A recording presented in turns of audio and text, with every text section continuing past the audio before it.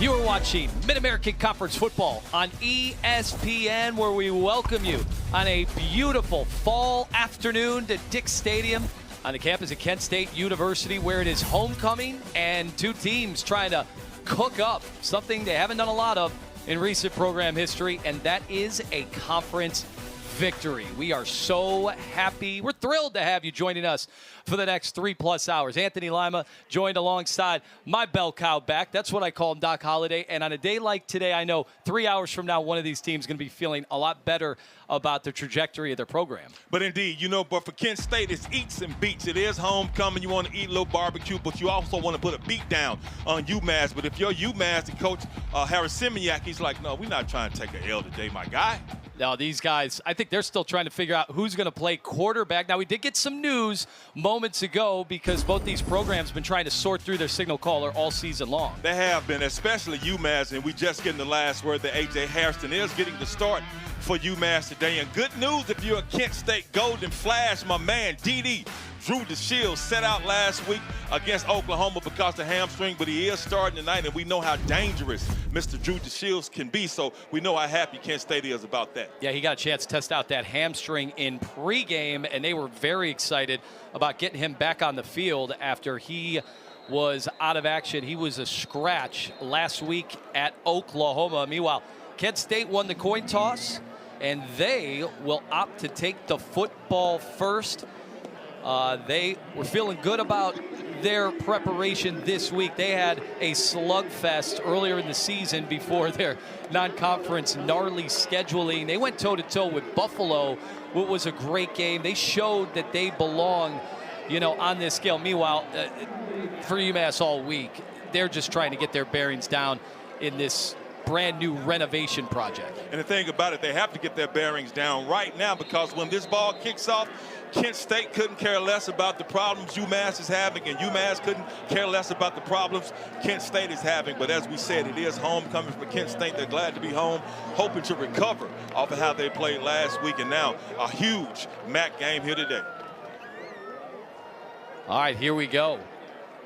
Kickoff from Marcus Lai. He sends that football end over end into the air, and it is retrieved. Here come the Golden Flashes and a nice burst.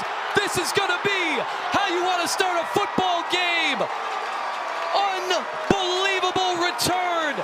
It's a touchdown for the Golden Flashes right out of the chute. Unbelievable speed by Darius Clark, the fastest man in the building today.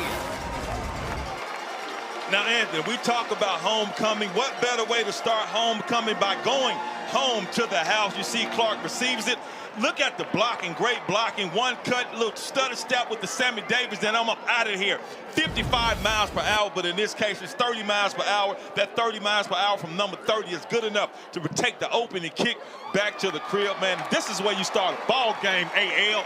91 yards to the house. Sending this place into a frenzy as they made their way over from the parking lot. But this is why you have athletes like Clark back returning kickoffs. You see the patience. He receives the ball, lines up his blocker, see which way he wants to go, finds a hole. Then I just love the quick feet and the shifty feet to see the outside, makes a nice little cut, and then it's just all speed after that. No one to beat but the kicker, and you cannot let the kicker tackle you, because once you get back into the locker room or even on the bench, they're going to give it to you. They're not giving it to Clark. All Clark did was give UMass some sad faces. Already had one return earlier this year. Their opener against Merrimack, he went 100 yards, and they found another big-time special teams moment. Darius Clark, already one of the great names in all of college football. He does it again, and you can imagine he is making a name for himself the early part of this college football season. Well, Darius Clark, his initials DC, so to that he's a DC marvel, because that was a marvelous kickoff return to start today. All right, no such return on the other end, as Kent State certainly did not want to go tit for tat. So we will welcome on in A.J. Hairston. at quarterback for UMass, a troubled offense that is just trying to find some consistency at the quarterback position. Yeah, and as we said, we talking to Coach Harasimiak, and he said he wants one of these quarterbacks to come in and take this job. None of them has really had a good season so far, but A.J. Harrison, we looking at his numbers, 29 of 61, just 290 yards, 1 touchdown, 2 picks. Hasn't played well, but he played well enough this week to get the starting nod today. Early carry up the middle, and a quick defensive stop for the Golden Flashes. Samaj Cross coming in to help make the play. Sets up 2nd and 10. And now UMass going empty. Jawan Price will redirect, and then in motion quickly Donnie Gray finds a bit of a move, gets to about 7 yards to set up 3rd and manageable. And I do love that rocket sweep. When you have a player like Gray who can do some things in space, that's exactly what they did. Bring him across the formation, give it to him on a quick little rocket sweep, and nice little cut to pick up some positive yards. But if I wanted to see Gray just hit that just a little bit quicker with a little bit more explosiveness, because the hole was there, but nevertheless he still gets his team a 3rd and short. So trying to answer after they looked a little shell-shocked early on following the special teams play. UMass in need of a conversion. Reese Atkins, a tight end, in motion. And that play is absolutely swallowed up behind the line of scrimmage.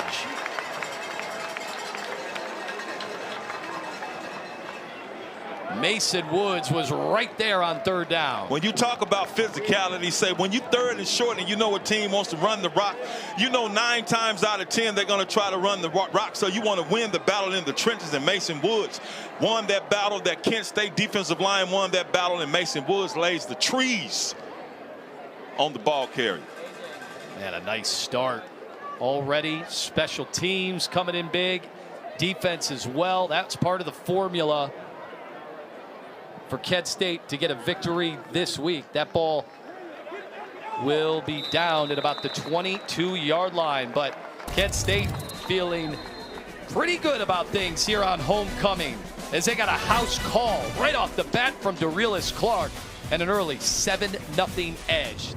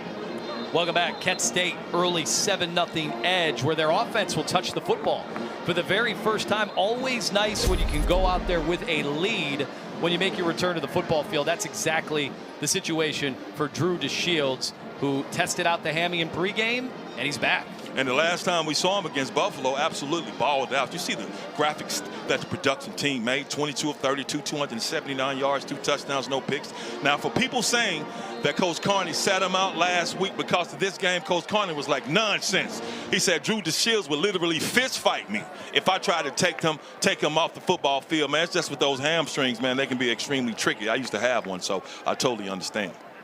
Hamstring injury. I still got hamstrings. You still got the hamstrings. Yeah, I still got 2 hamstrings. I'm just saying. Out of the pistol. Inside handoff. Second effort, but not much doing there as the defensive line staying stout for UMass on first down.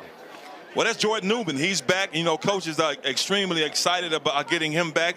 Their running back duo with him and Gavin Garcia. So I expect us to see a lot of Jordan Newman. You look at him, 5'11", 215 pounds, and he's one of those what you call a thumper. He likes to thump it off tackle or either through that A-gap and be real physical when he gets it. Well, certainly has the look, and that's why interim head coach Carney has wanted him back in a big way. Throwing down the sidelines, coming over to bat it down. Nice defensive play out of the secondary for Zeron Daniel, making sure that ball did not get to the intended target. You play safety for a reason. You see DeShields trying to go downfield, and 3-8 is just roaming back there. That's his job. Don't let anything get behind him. And if anything is in front of him and he has enough speed and quickness to go over and get it and read it, that's exactly what he did. And nice little breakup. 3rd and 7 for DeShields, all by himself. Looking over the middle of the field. And going back to make the grab is Deshaun Martin, but the throw was a little behind him and no chance to get many yards after the catch on 3rd. And that's exactly what he was trying to do, trying to give it to his receiver. It was a quick slant, but it ended up being a shallow dig. You give it to him, but you give it to him short of the line of the game, but you're hoping that he's able to break a tackle and get the first down. But UMass doing a great job of playing defense right there and getting him on the ground and forcing Kent State to punt. Charlie Durkin has taken over the punting duties ever since the Texas Tech game. That one has a chance to be returned, and it is, but great coverage as Kent State all over that one. They have looked pretty good on special teams in the early going. And now for the Minutemen, this has kind of been their situation throughout the year. They have given all 3 quarterbacks a crack at it, and so far, and Coach told us this week, nobody has seized control of that job. They haven't, man. And, you know, it's kind of strange to have 3 quarterbacks. You're hoping for somebody to step up so they can take control of this offense. A.J. Harrison has gotten a chance. Brandon Rose has gotten a chance. All these quarterbacks have gotten a chance, but now A.J. can seize this job today with a good performance. Stumbling out of the handoff, Jawan Price. Not much there. It's going to be tough. I like UMass because they do want to establish the run just like Kent State. So that means they have a physical mindset. They want to control the line of scrimmage. They want to win in the trenches. So that's what the battle is going to be. It's going to be their front four, and it's going to be that offensive line, and I'm looking forward to it. And Jawan Price, you can look at 9 carries, 62 yards, but I like that 7 yards to carry average.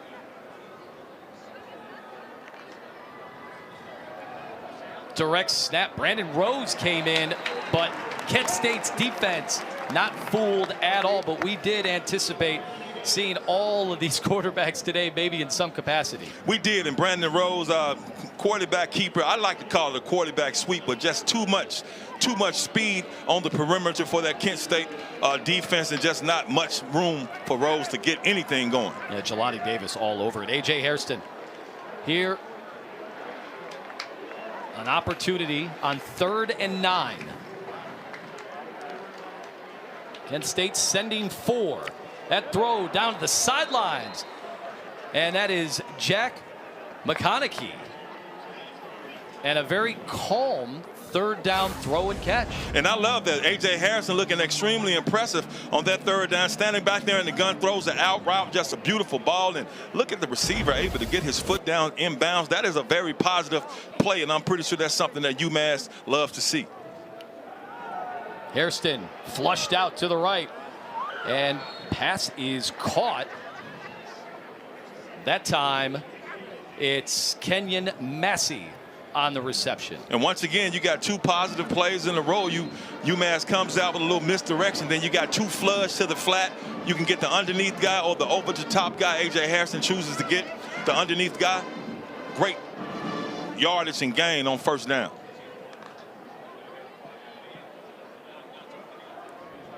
Brandon Hood in at tailback now for UMass.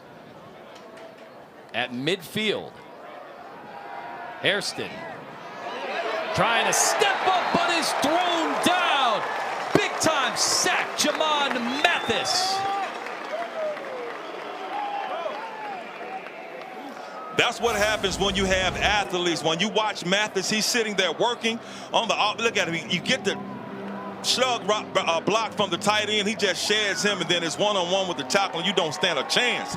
It's what Mathis tells him. He tells A.J. Harrison, I need you to sit down for a minute, my guy, and take this loss. Yet another 3rd down and long. Kent State coming. That pass incomplete. Nobody home. It looked like McConaughey was in the neighborhood, but the pressure got dialed up. Kent State loving the 3rd and long situations for the pass rush. McConaughey, he was in the neighborhood, but Kent State defenders and the DB was in the neighborhood as well. A.J. Harrison can't make the completion, and Kent State, after giving up a couple of positive plays for UMass, forcing UMass to punt this football back to, we know, a very dangerous special teams unit that Kent State has. Rugby style punt to the left side, retrieved by Harris, and he breaks 1 tackle, and he is piled up at about the 15-yard line. Good coverage that time for UMass on special teams, but we'll see the Golden Flashes offense for the 2nd time right after this.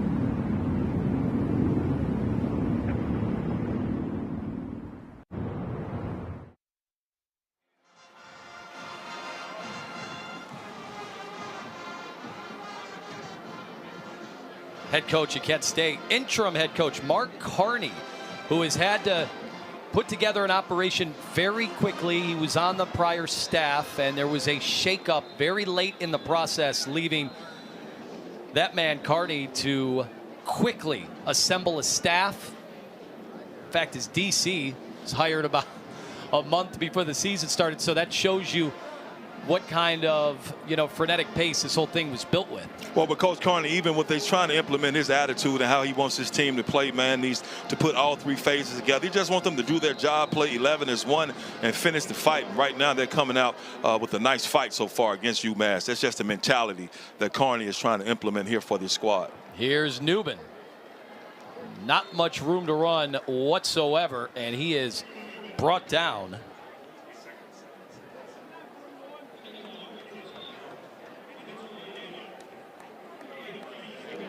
And I love what Kent State is doing. When you have a running back like Newman and now you get Gavin Garcia in there, you want to stay true to the running game and let them get a feel for the game and continue to run that rock and trying to wear this UMass defense down. Patient run this time, getting around the edge, at least attempting to Gavin Garcia before he is finally shut off near the sidelines. That's what I say. Run the rock. You got Jordan Newman who comes in there. He wants to thud you. Then you bring Gavin Garcia in there. He wants to spud you, as in Spud Webb. He's kind of small, but he's also quick. He's an extremely tough runner. Now, don't look at the yards per average. It's just 2.93 yards, but he runs so tough, and he's hard to bring down, and he doesn't die easily at all. 5'7", Gavin Garcia. As coach said, plays taller. Third down. Nice opening up the middle. And taking advantage is Jordan Newman, a rugged first down. And that's what you want to do. See, offensive linemen love when running backs do what Jordan Newman just did because it's great blocking for the offensive line. And watch this hole just open up. He takes the draw play, and look how big that hole is. And Newman goes north and south. And now getting the extra effort from the O-line. They don't just do the tush push at the one. They'll try to push him through about 5 yards down the field, but a nice pickup on first down. I love the fact that they do the tush push, they do the mush push, and they do the push push because Newman coming out there able to do the push push and pick up 5 yards. So now you got a 2nd and a 5. You got to let it play it out. Offensive line was hungry there. Indeed. 2nd and 5 out of the pistol. Garcia up the middle. Wrapped up at the 40. 20-yard gain keeps the sticks moving. Now we can see why Coach Carney was so, and Clay Patterson, offensive coordinator, was so excited and so happy to get this 1-2 running back duo with Jordan Newman and Gavin Garcia. Now you see what they can bring to the table. Newman, great run, and Gavin Garcia right there showing some great vision and some great balance as we watch Henry on the ground. Hopefully he's okay as he gets tended to. Trainers taking a look at Rashad Henry, but right now UMass in a tough spot. They're trailing after the early special teams blockbuster return by Dorelis Clark. And now Kent State is on the move, putting together an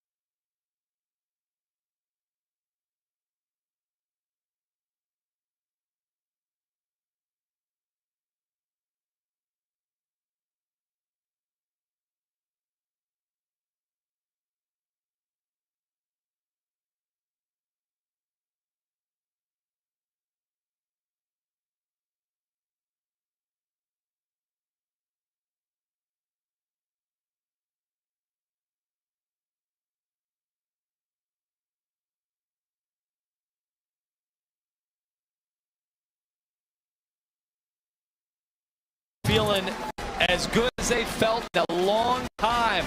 Up 2 scores here against UMass. Stick around. Much more football coming up.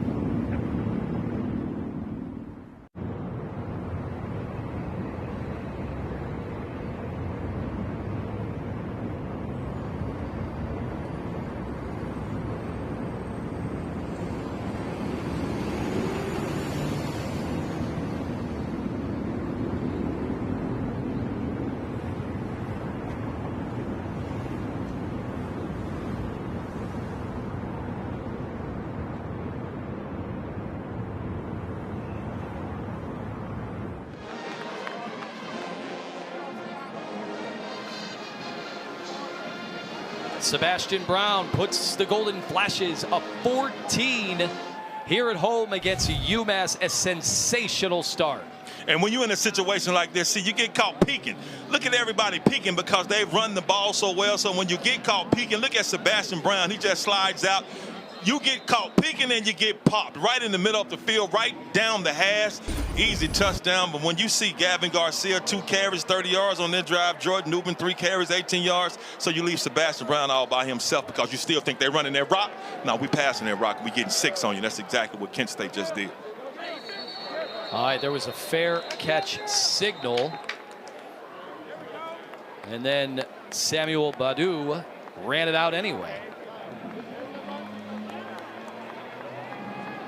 I've seen that happen several times this season when somebody else. Therefore, the ball becomes dead at the spot. First down. That's the head referee, Rick Warren. First time we've heard from him so far today. That's always a good sign. It is. But, you know, I've seen several games where they give these fair catch signals and then they want to return the ball. And no, after you signal fair catch, you got to stop it, and it has to be spotted right there. I think that's something a lot of coaches probably need to continue to emphasize with their team. So 2 monumental special teams gaffes really puts UMass in the hole early. Yeah, in games like this, especially when you're playing on the road, you want to stay in the game mentally. You got another injury down there, big dog too. Yeah, one of the offensive linemen, that's Sullivan Weedman, the redshirt junior out of Franklin, Mass, the West Virginia transfer, 6'5", 318, and he is in some pain right now. This has been a rough first quarter for UMass thus far today. They're just trying to find something to get the offense cooking. And I asked the coach this week, you know, how are you divvying up the reps? 3 quarterbacks. That's tough at this stage of the season. Last week, Brandon Rose got benched at that game against Western Michigan. And so they're still trying to find themselves, find an identity, and it all starts tough to do that without a quarterback. And you know, you asked a great question because it is tough when you're trying to figure out who's going to be your quarterback and you're trying to choose between 3 different quarterbacks. So getting the reps during practice and even in film room and in film study, who's taking the lead, who are you talking to, who's pointing out, who's discussing what with whom, because each one of them have different capabilities and personalities. So it is tough when you're trying to figure out who the QB is going to be. You haven't figured that out yet, but hopefully A.J. Harrison was deemed the starting quarterback a couple of days ago. They just didn't say that, so he can get some chemistry with his offense. Just took a look at head coach Joe Harris-Simiak, and it's not just the state of flux at the QB position. I mean, it's roster turnover. And you're seeing that all throughout college football, so no one's going to feel bad for you in 2025. But especially this situation where the program ends up moving on from a legendary head coach. He knew it would be a tall order. 52% of the roster playing for the very first time this season. 50 new players, 96 on the roster. I mean, that's tough to find some semblance of cohesion. And it is tough, man. It's tough when you, like you say, you're replacing a legendary coach, so you have that kind of pressure on you. But then you got players coming in and coming out, so it's in flux. So Joe Harris-Simiak doing the best he can to, you know, get his style of play and mentally with his squad and get his identity on this team. All right, with that, we'll take an injury timeout here at Kent State.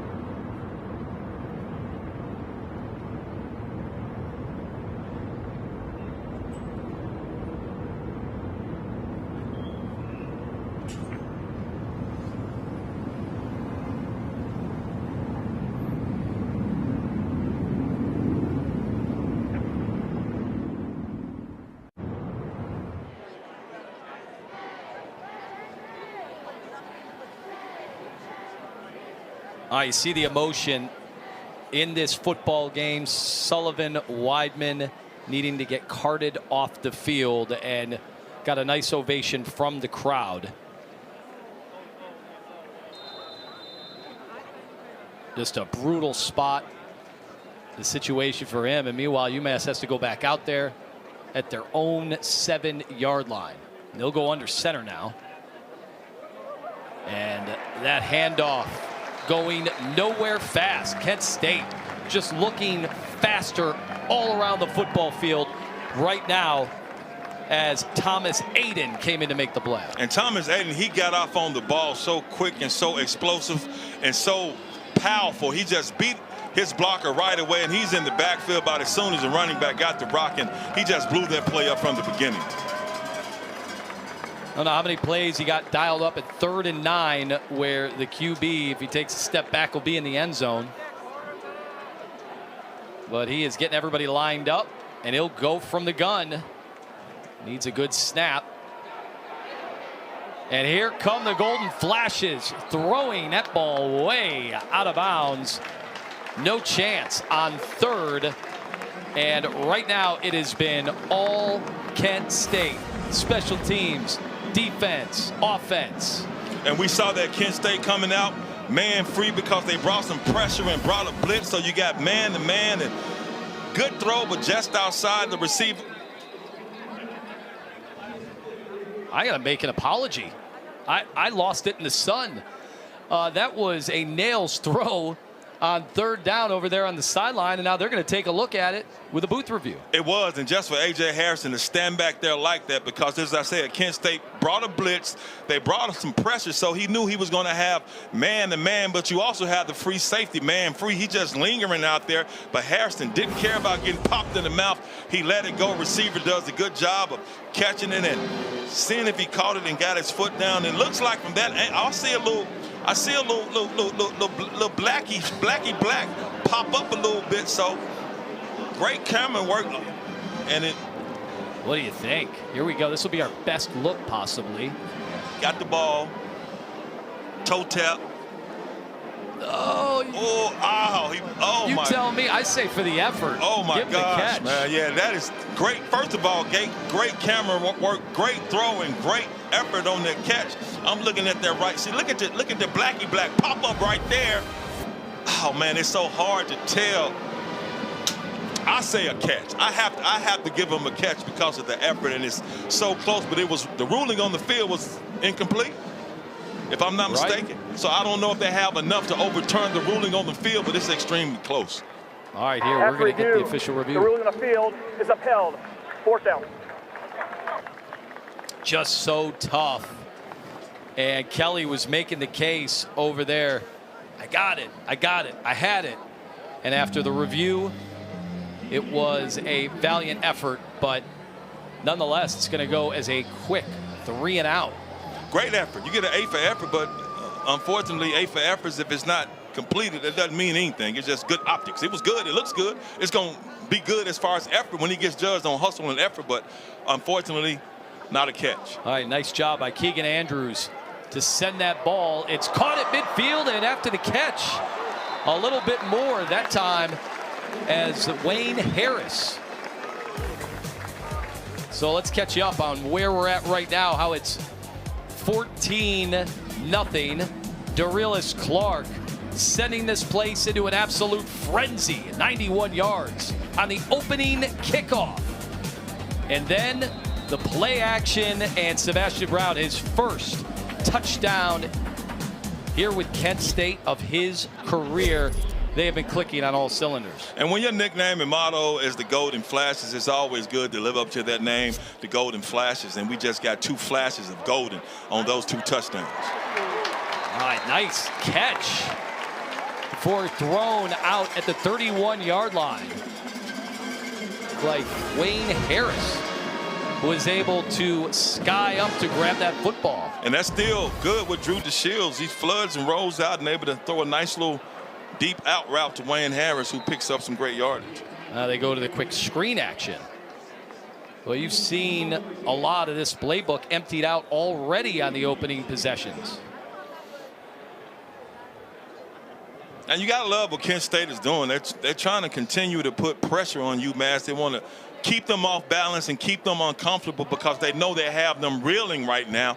So Kent State coming out here trying to lay a knockout punch.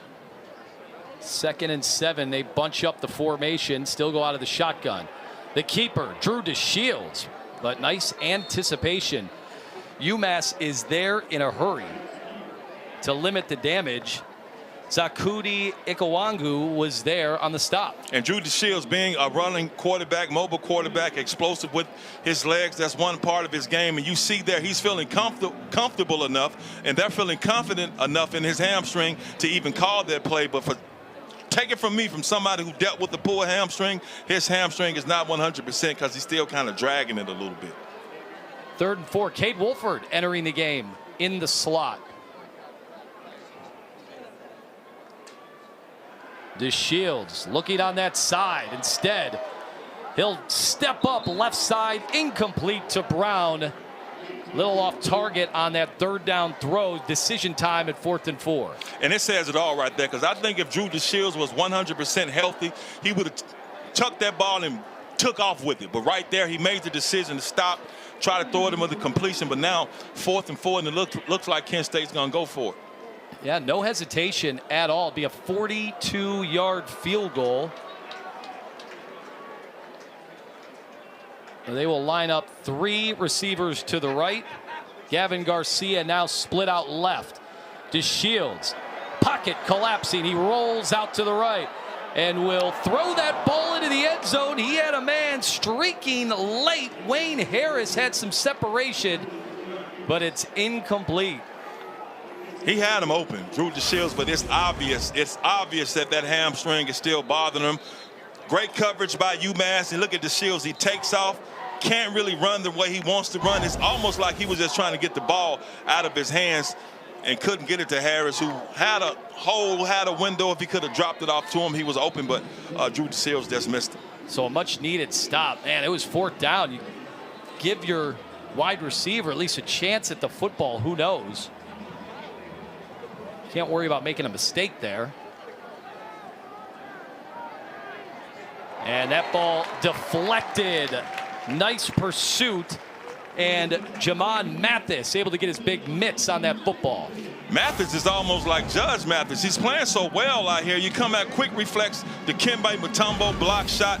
Mathis is doing it all so far this first half. 2nd down. Hairston has to get out of the pocket quickly. He was able to turn the corner, and he took a shot. I saw a towel go about 8 yards down the field. That's what you call getting somebody undressed.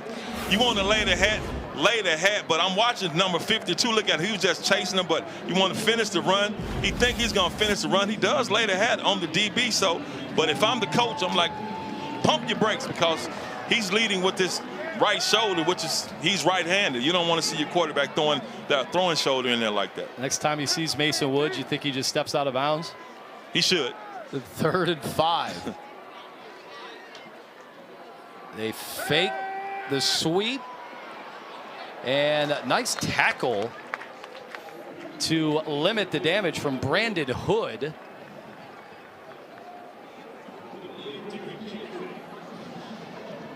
Love that play design and that play call by UMass. Everybody's going downfield thinking he's finna throw an out route, and you just got your running back just kind of shallow cross, able to pitch it and pop it and pick up the 1st down. But they did get a conversion, and then they run it again to Hood on 1st down. So able to keep the offense on the field.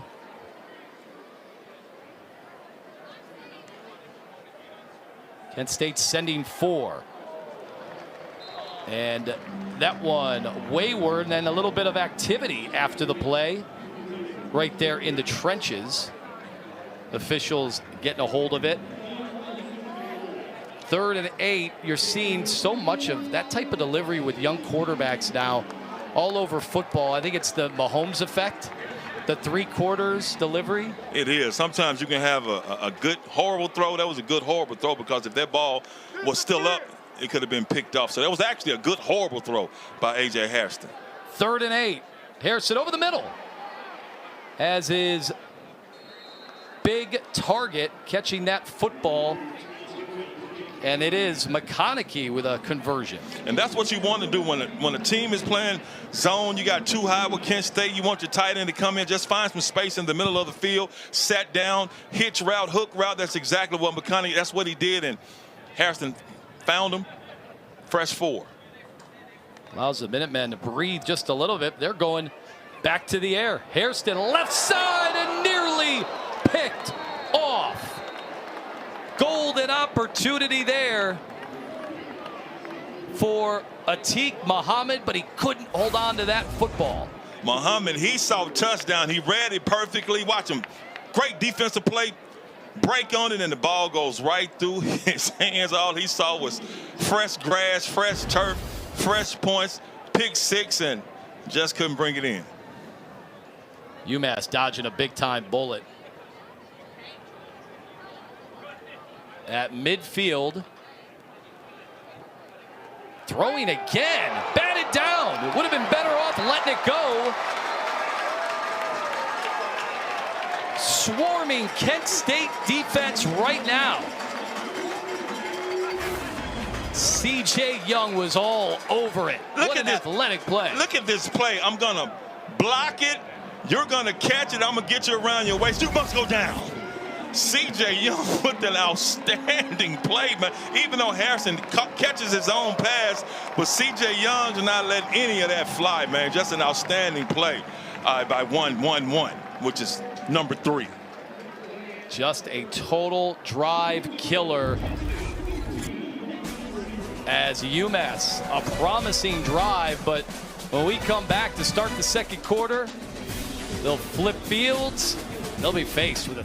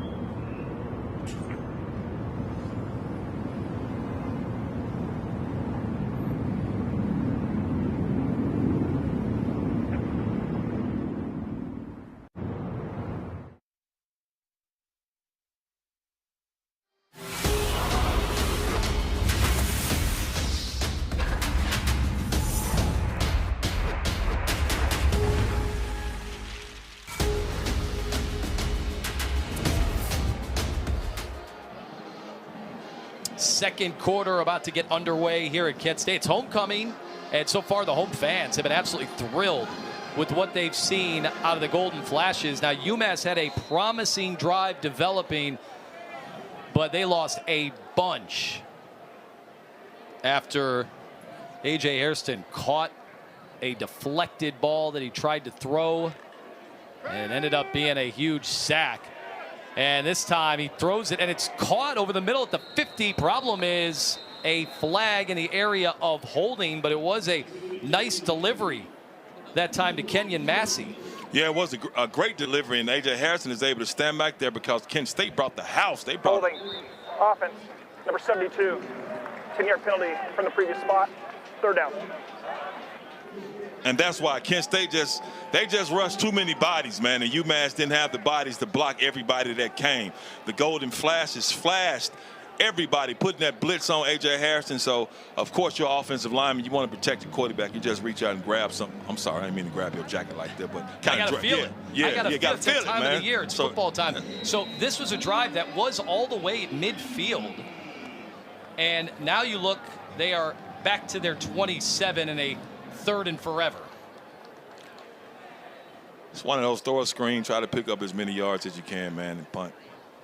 Or run it. He's got some room and got the penalty back and more out to the 39-yard line. And we had a late flag. I saw a helmet hit the deck as well. The last thing you want to do if you're Kent State is commit a personal foul and give up a first down. Let's go back down to our head referee, Rick Warren, to sort it all out. This could be a crucial penalty. Kent State was walking off the football field. When you see a helmet get dislodged like that and a flag quickly thereafter. Yeah, you don't want to give them something, especially when you have them in 3rd and 33. You're about to get the ball back, so you want to stay mentally into the game and focused and stay disciplined. I know Coach Carney wants his team to stay disciplined, so I know he's waiting right there with bated breath to see what this is all about. Play on both teams. During the play, personal foul, face mask, defense, number 21. After the play, personal foul, offense, number 54.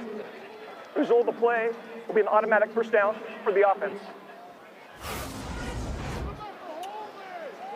All right, we'll take a look at it as they got it sorted out. Now there is the personal foul.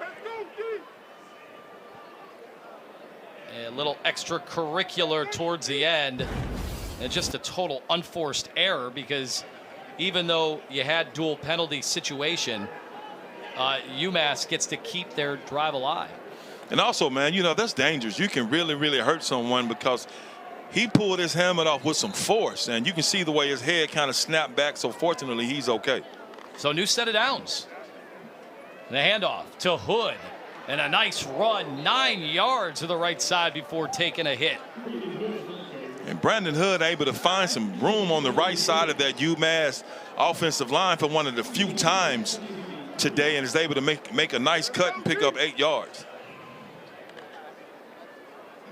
Pistol again. Very patient run and a first down. UMass may be finding something on the interior, some lanes to run the football. And I love that. Hood is back there. You talk about the patience, and I see the feet. I like to call it, that's a Sammy Davis run, because he was able to get a little tap and get through the hole and pick up a first down. Hairston has to avoid the rush, and he throws it incomplete, but he was in harm's way as UMass went back to the throwing on first down. Kent State, they want to blitz UMass. They want to blitz them because they feel like their cornerbacks can do a great job of playing man-to-man if they bring pressure in. When you're able to blitz and your DBs can cover, you can put some pressure on the offense, and that's exactly what Kent State is doing right now. Kent State linebackers been making a difference early. Hairston with all day steps up in the pocket and finds his man, Max Dowling, the tight end, over the middle of the field. And right now we can see why Coach Harris-Simiak gave A.J. Hairston the starting job today, because he's standing back there. When he's given some time, we've seen him throw some darts and find the right receiver, and he did it right there again down the field, able to find a hole in the space in that zone defense. All the way down now to the 26. And that time, Kent State was not going to allow the run to get much. And we do have another player on the field with trainers coming on out. So remember, this drive was over. And then we had the face mask, then we had a personal foul, and UMass now has something cooking here in the second quarter. They could use a score. They trail 14-0 here at Dick's Stadium. Stick around, UMass trying to find some points for the first time today.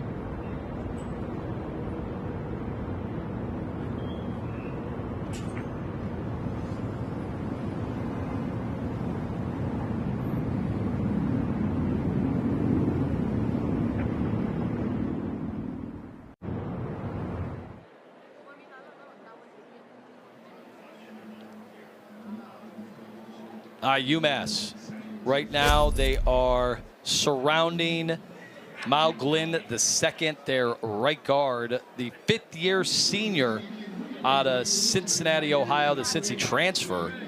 Second guard to have to use the cart already today. Earlier was Sullivan Weidman, and just unfortunate scene in this game with UMass. A promising drive all the way down to the 26-yard line, but unfortunately yet another offensive line injury. And how do you regroup? You're playing a road game as is.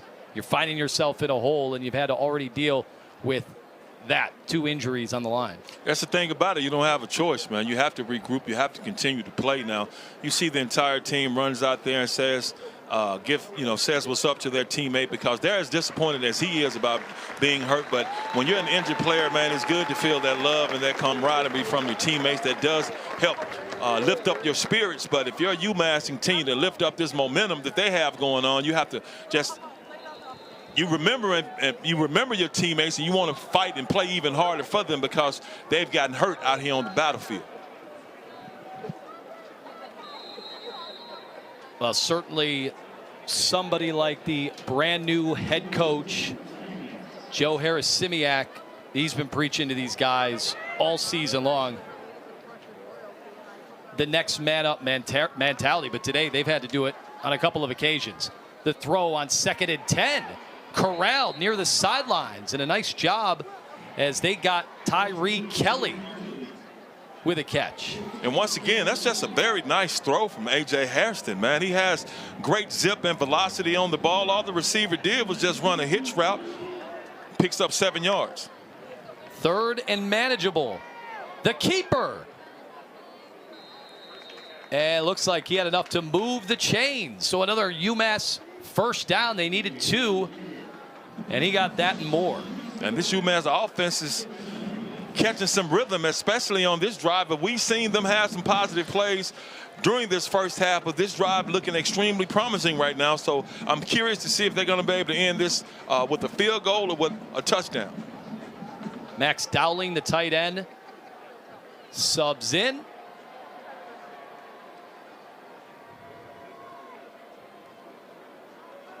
And there's the handoff to the left side. Looks like we got flags on the play. Legal procedure, Anthony. As Elijah Faulkner had his first carry. Receiver coming in motion, man, and turns up the field too early. And is that a little too arena league? Yeah, man, it's in CFL. You can't do that.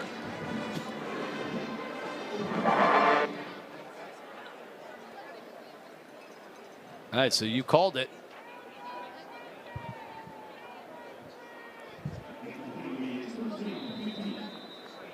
So that'll drop them 5 yards. UMass has had the football the entire quarter so far. It's time. Dowling was in motion. And that one bottled up. Kent State defense was there. C.J. Young among others. See, C.J. Young is one of those players, if you leave him unblocked, just like they left him unblocked, and I know they left him unblocked because they're running to the opposite side, but he's so quick and he has such great instincts, he's able to make a good play like he just did and drop him for a loss. 2nd and 14. Hairston barking out the orders. And he's got to get out of trouble. Left side tripped up. Young again got him by the shoes. Young is restless.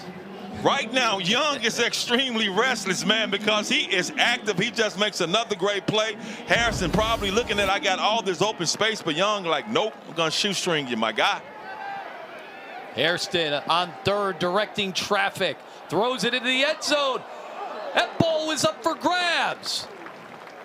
And that Hail Mary effort from the 21 ends up drifting towards the turf, and it's incomplete. But that time, he gave his guys a chance to make a play. And that's all you want, especially in a situation like this. It is 3rd down. You don't want to throw an interception because you get a field goal attempt. But A.J. Harrison, as a quarterback, you want to give your receivers and your guys a chance to make a play. He did that.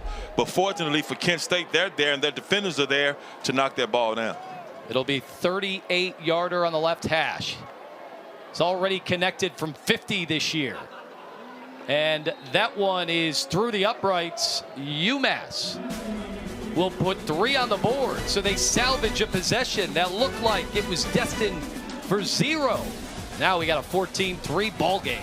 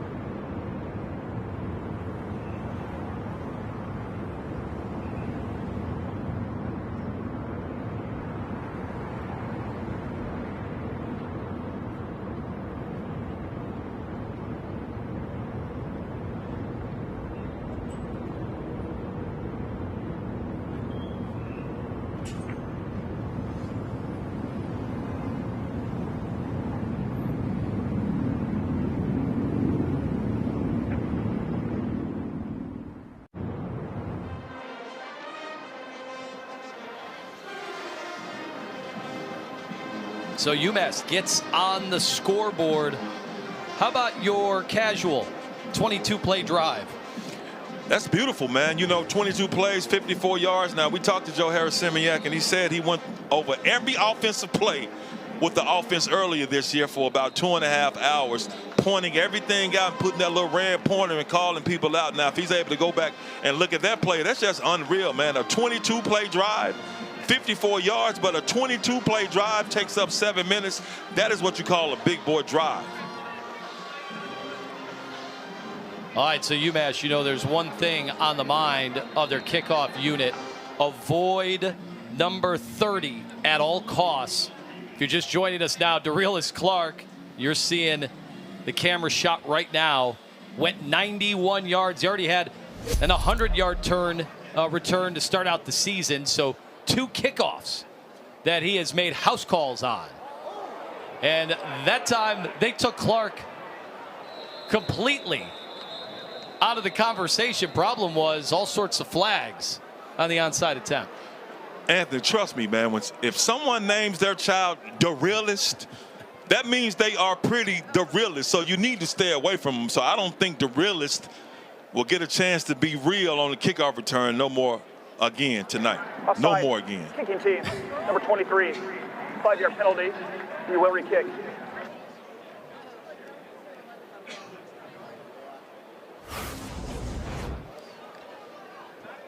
Good idea, trying to catch him off guard, but you gotta.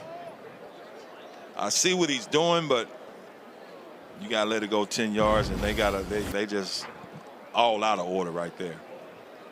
All right, we'll see if they have the same idea. Problem is,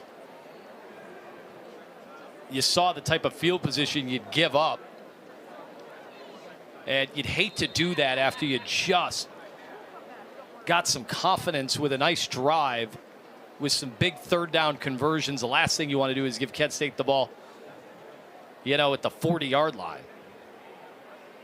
And I love the idea, but they're just offsides, man. You got to be able to execute when you're trying to surprise someone with an onside like they just did. All right, this one booted into the end zone, so Clark will not get his hands on that football. And everything ends up working out for UMass. So we are keeping an eye on the health of Drew DeShields back in the starting lineup after he missed the away game at Norman against OU a week ago. And we've seen some laboring a little bit. Yeah, I mean, it's obvious. And I've dealt with the hamstring, and you see him trying to keep it loose and trying to keep it warm, but he's definitely dragging that right leg right there. And we talked about that play because he missed a wide open receiver, but I guarantee you he was just trying to get that ball out of his hands, man, because he was feeling probably a twinge and a twinge in his hamstring and don't want to injure it any further. Fake to Garcia. Left side is complete. Out to the 30, Wayne Harris. A little more after the catch. So we'll continue to keep our eyes on Drew DeShields and that hammy, as he really wanted to play last week. And obviously, you go on those big Power 4 road games, great environment. They want to play. They want to do everything they can to suit up. Yeah, you want to play, man, especially against the big dogs. Don't nobody want to sit out against the big dogs. If you're a big dog, you don't want to sit out. Now, if you ain't no big dog, you might not want to play, but he's a big dog. All right, the pitch. Trying to catch UMass off guard with a little bit of misdirection.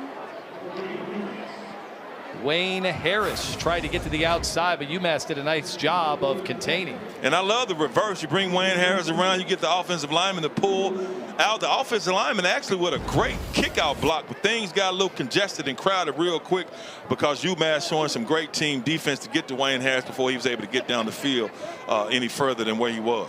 Darion Craig did a nice job of making sure the trick play was limited. 3rd and 1, we have whistles. And we're going to get a timeout from UMass. They wanted to make sure. First charge timeout. 30-second timeout.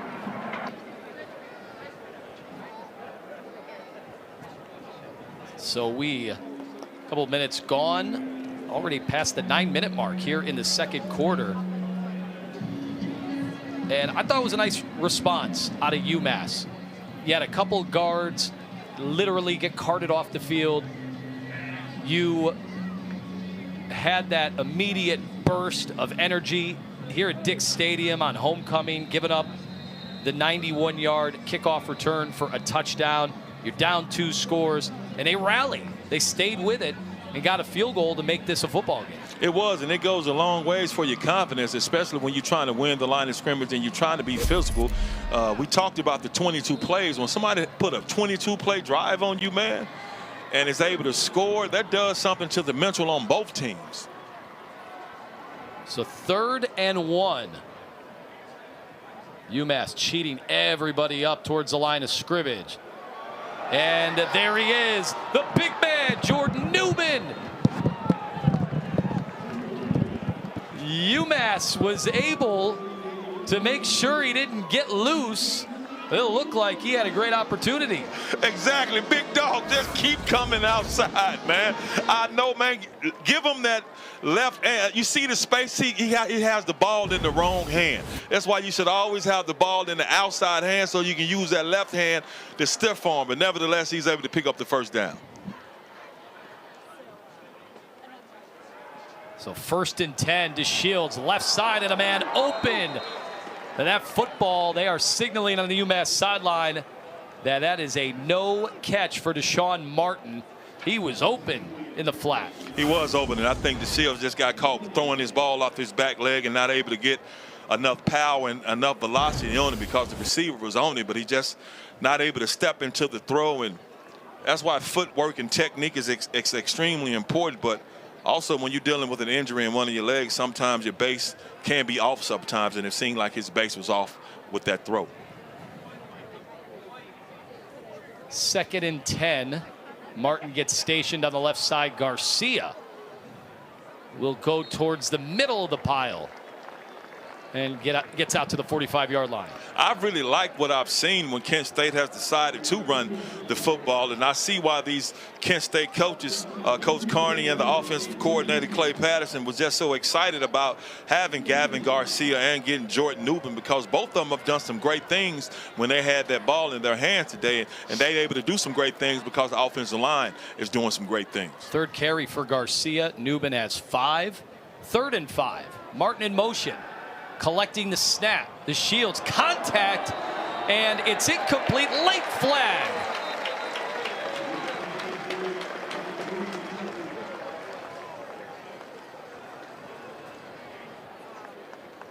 There was a bit of hand fighting.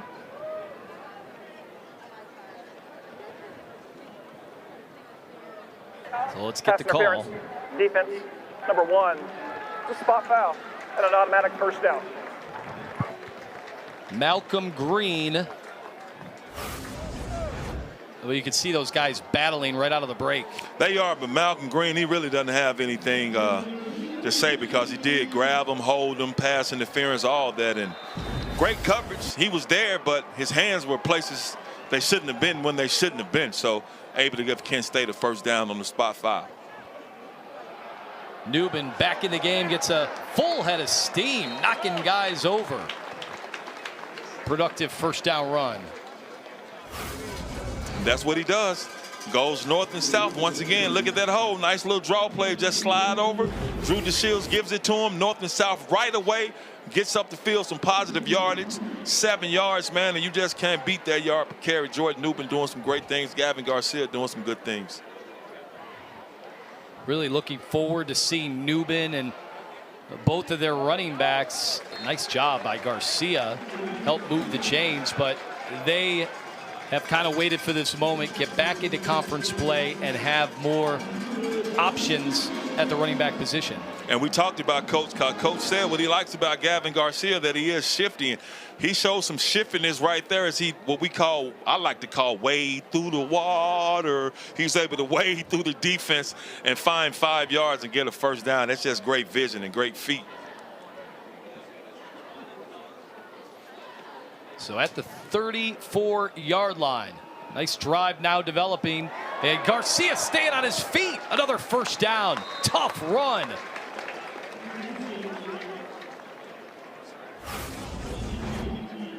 Once again, as a running back, that's what you love. He get it. Look at the jump cut. gets through the hole, finishes it off. Another jump cut. Just some great running back play for Garcia, and he comes out, but I guarantee you he wants to stay in there because he's feeling it right now. But Jordan Newman is feeling it as well. He gets back in, and hopefully he gets another chance to tote that peel. All right, so they gave him 9, but a great first down run. And now DeShields rolling to the right, letting things develop into the end zone. A diving grab, touchdown, golden flashes, Deshaun Martin.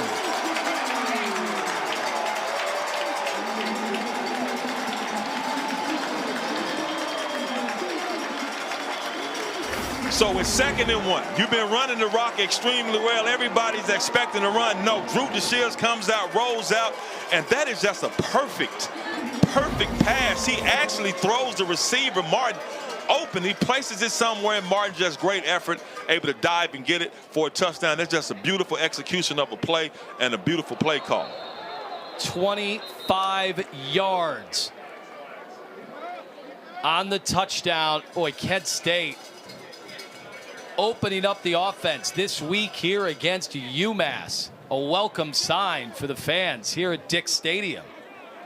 Meanwhile, decision time could be flag on the point after. They'll decline Offside it. with contact. Defense, number 8. That penalty is declined. Try for point.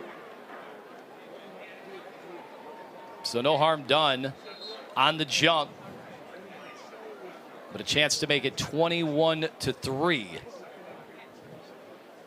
Man, that was a beautiful pass. Marisco connects on the extra point. So Kent State, they answer. It was a field goal for UMass, but on the other end, it was 7 for the Golden Flashes, laying out to make the grab and a 21-3 lead. Timeout, intermediate.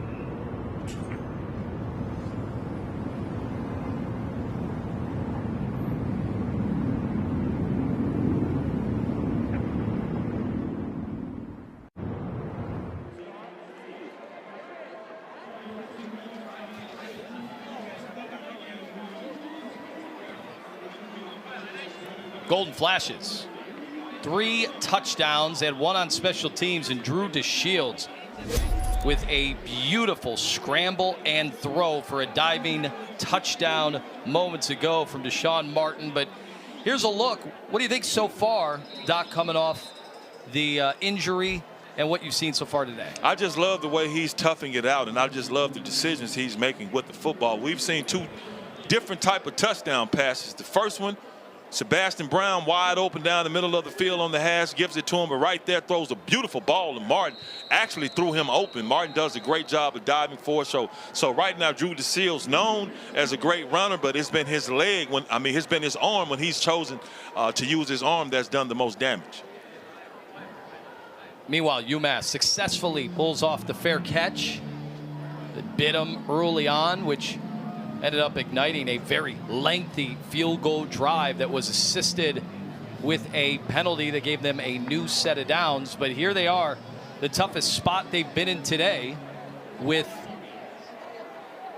the 21-3 margin. Yeah, they got to get something going offensively because before this gets out of hand. Hairston over the middle, finds his man.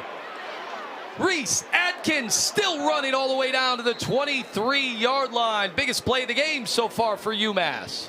And that's how you answer. You come out, quick look, bank the play action, and just send the tight end down the hash. One-on-one, tight end wins it and picks up a chunk of yardage for UMass. Great play and a great start to a drive.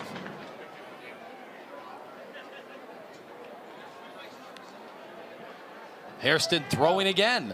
Left side, pass and catch. This time it's Donnie Gray before he's wrapped up inside the 20. Harrison has done he's played well so far this first half. He's made some great plays, some great throws, made some great decisions. So if there's something positive about UMass, it's definitely the play of the quarterback. Picked up 5. Elijah Faulkner in at tailback. 4:35 and ticking here in the first half.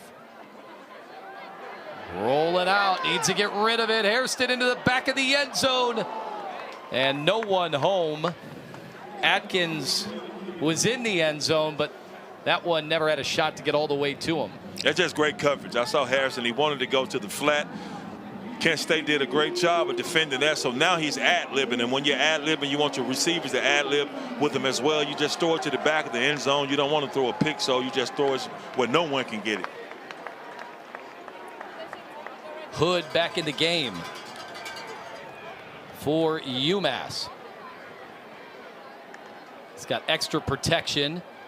Hands it off just in time. Hood tackled at his feet.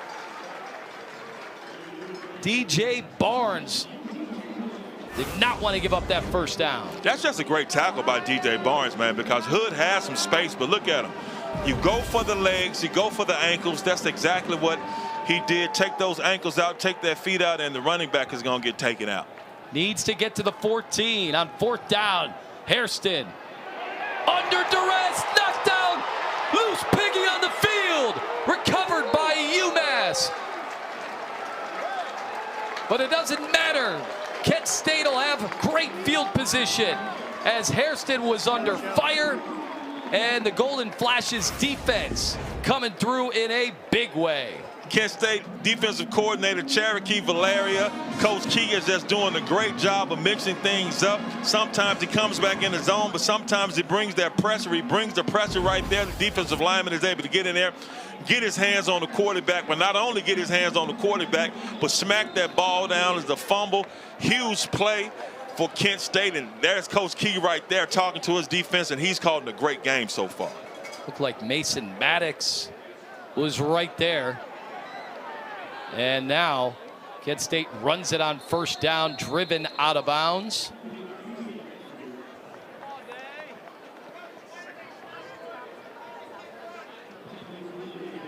These Kent State defenders as well, man, they've shown just some great ball instincts and just some great instincts anyway. We've seen a couple of Dikembe Mutombos today, and we saw a nice little swim move and dominating the offensive lineman to get us. I mean, it's just been a great defensive game plan and offensive game plan from the Golden Flashes. Newman angling towards the sidelines and a 1st down run. So you see the dynamic, the two-headed monster that Kent State's been waiting for prime example on the last 2 plays. And once again, I mean, I love what I see. I love what I see from Newbin. I love what I see from Garcia. They are giving you 2 different things.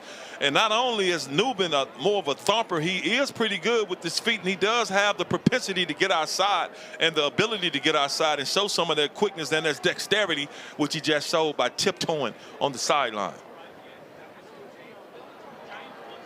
Another handoff right now. Kent State continuing with the ground game.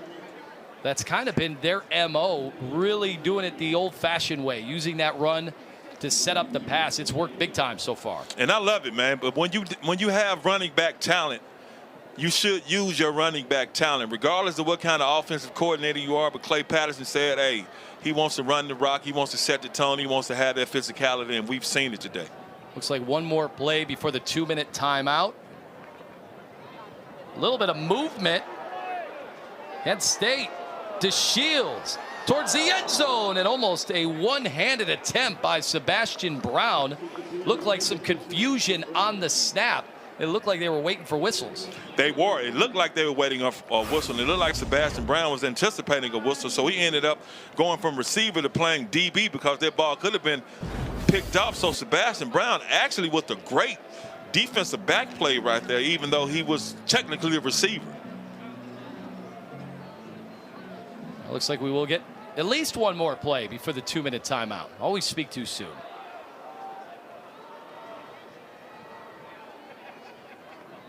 DeShields will have to step up. Holds on to that football. Now running and tracked down at the 40-yard line.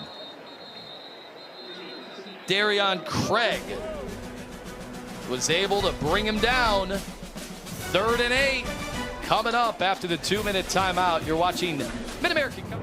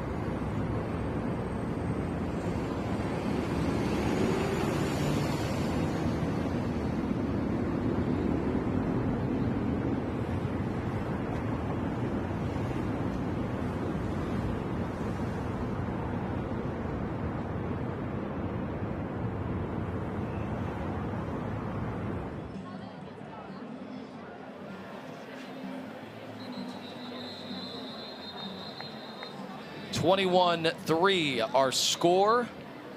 Kent State and UMass homecoming, and they haven't seen a lot of this home or away. The Golden Flashes over the last few years, for them to have this kind of a lead. You see the crowd that is hanging on in the stands. Arrow maybe pointing up here for the interim coach, Mark Carney. Meanwhile, 4th and 8. And the offense still on the field. Ball will be snapped from the 39. And the quick punt. How about that? Quick kick.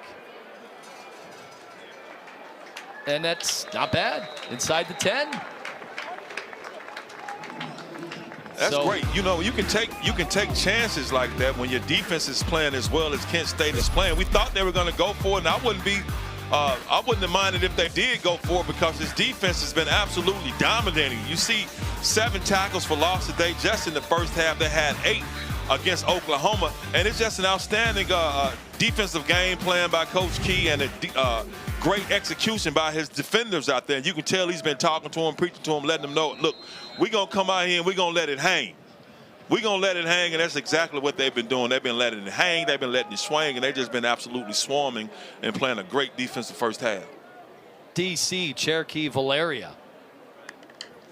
They have their Aloha sessions throughout the week at practice. Errant throw from Hairston on first down, but part of what he's been able to do, one of the last promotions, because he was already on the staff, but he got promoted very late to DC. And he, of course, jumped at the opportunity, but his idea, and get a chance to talk to him earlier this year, just bringing an energy to understand that they can achieve their goals here at Kent State. Exactly, especially, you know, when you lose players, you have to plug and play players in. They've done a good job of that so far. Well, Kent State wanted a hold near the end zone as they were thinking safety. It has been really tough for UMass to block some of those Kent State defensive linemen and linebackers. Of course, we've had 2 guards carted off the field for UMass so far today. Tough break, Sullivan Weidman, as well as Mao Glynn II. And so they're trying to patch that up on the line. And you can tell they're playing, that defense is playing with so much confidence right now. They feel like everything they do, they can dominate at every position on every play. And I don't blame them for feeling that way, because they have been dominant. They sent 6, and the pressure got there again, as they got a piece of that football coming out of Hairston's arms. Mason Woods was there. They are relentless right now. And look at Mason Woods just coming on that blitz, and the running back doesn't do a good job of picking him up. He's able to swim over him, get to him, and put that pressure on the quarterback to force him into a bad throw. Punting from his own end zone. He gets it away. Nice job by Keegan Andrews. And, boy, UMass thinks that is a loose football. They thought it was live. The UMass sidelines pointing in the other direction. They want the football.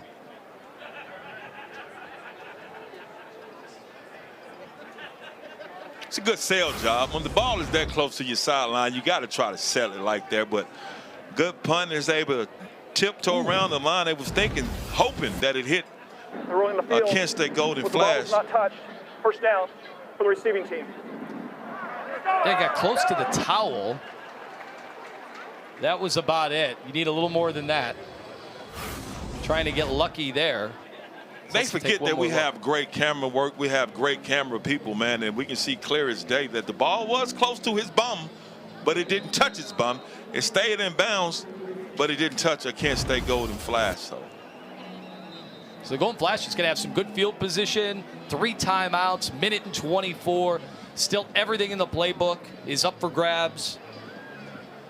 So a great opportunity to take what already is a nice lead to make it a commanding lead here at homecoming. The whole goal, always homecoming, I don't care where you are, is to get the students to stay through the halftime. Yeah, and right now they're doing a good job, but here we go, taking a look at this again, and it does tickle the towel a little bit, but that's all it did. But the towel is not the body. Maybe they're trying to see did it hit his foot? No, it didn't hit his foot. It tickled the towel, but it didn't touch him. So I think the towel isn't part of the physiology, so I don't think that counts, Anthony. It's an accessory. It's an accessory, exactly. Unnecessary accessory, but it's an accessory. Now, why do you say unnecessary? Because he's a receiver. It's back here. He just wants it to flap in the wind when he's running down the field. Is it a good look? I mean, yeah, you know, it looks good. It's cute. You know, receiver, DB, that's what they do. Is it a generational thing? You're saying it's a position thing. Well, you know, receivers, DBs, they pretty much the same. You know, they like to be seen. They like to be a little pretty. You know, to me, it's pretty. It's pretty. I didn't necessarily want to be pretty when I was playing, but it's pretty. Read between the lines. Doc Holliday, the commentary, getting it in as they are taking some time, making sure they take a comprehensive view. The ruling on the field is upheld. First down, Kent State. Rick Warren doing everything he could to make sure they got it right. There's our two coaches. The one on the right, interim. That label is still attached. Already had a wild shootout game against Buffalo, and it was a lot of fun, but they came out in the end with a loss. And UMass still looking for that first victory. So DeShields, he did get that ball away, but it was incomplete. The intended target on that one could not come down with it. Jose Kimbrough.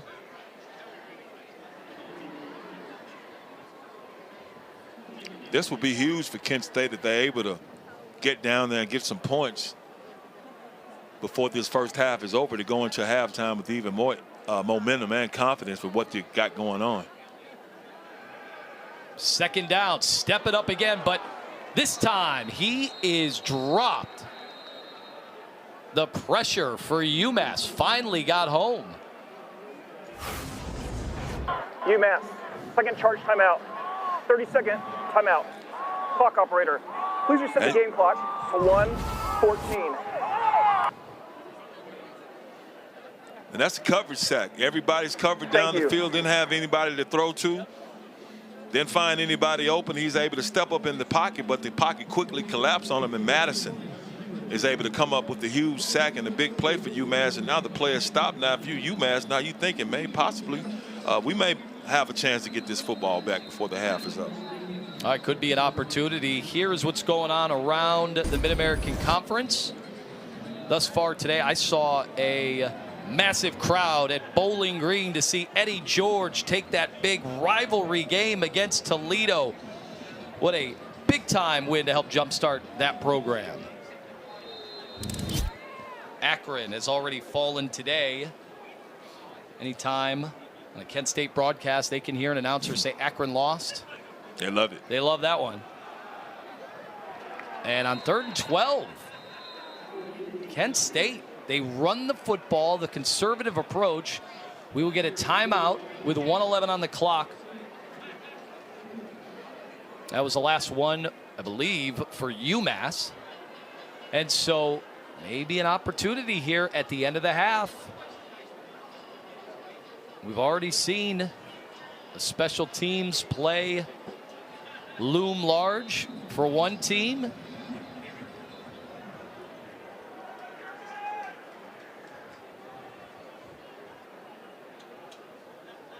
Charlie Durkin just does get that football off. It takes a big time Kent State bounce. How big have the Golden Flashes been on special teams today? They down that football at the 1-yard line. 59 yards unofficially on the punt. And now, if you're UMass, you get a piece of that?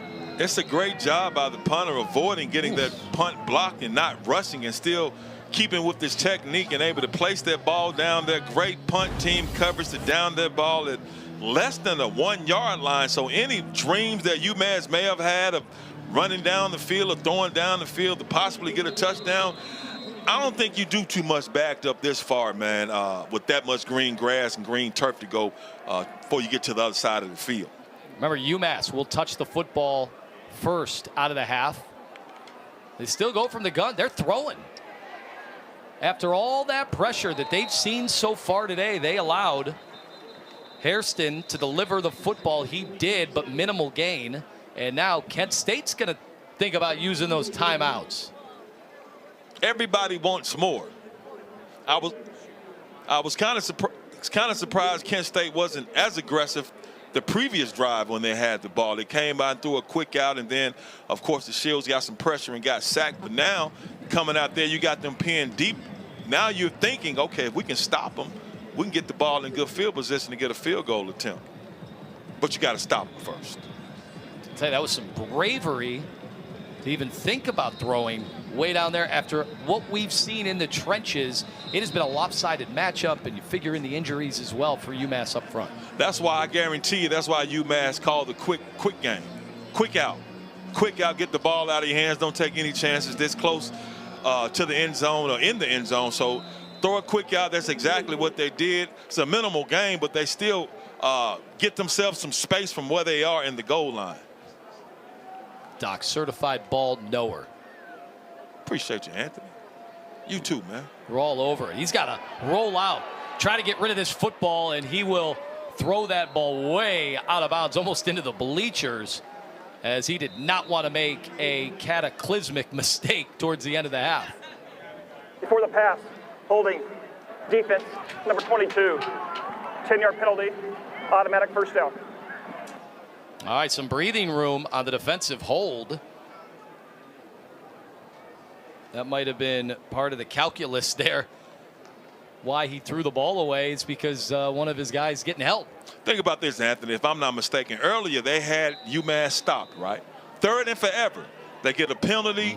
UMass is able to keep the drive going. They get 3 points out of it. Right here, you probably had them stopped and make them punt the ball, but now you get a penalty, and now Kent State probably won't get the ball back before the half is out. Defensive ends were getting after it again, as they were able to get rid of the football for completion to Kenyon Massey. But it has been really tough for the tackles so far today from UMass. It's been a physical first half, man. We've seen some big hits, some scuffles and puffles.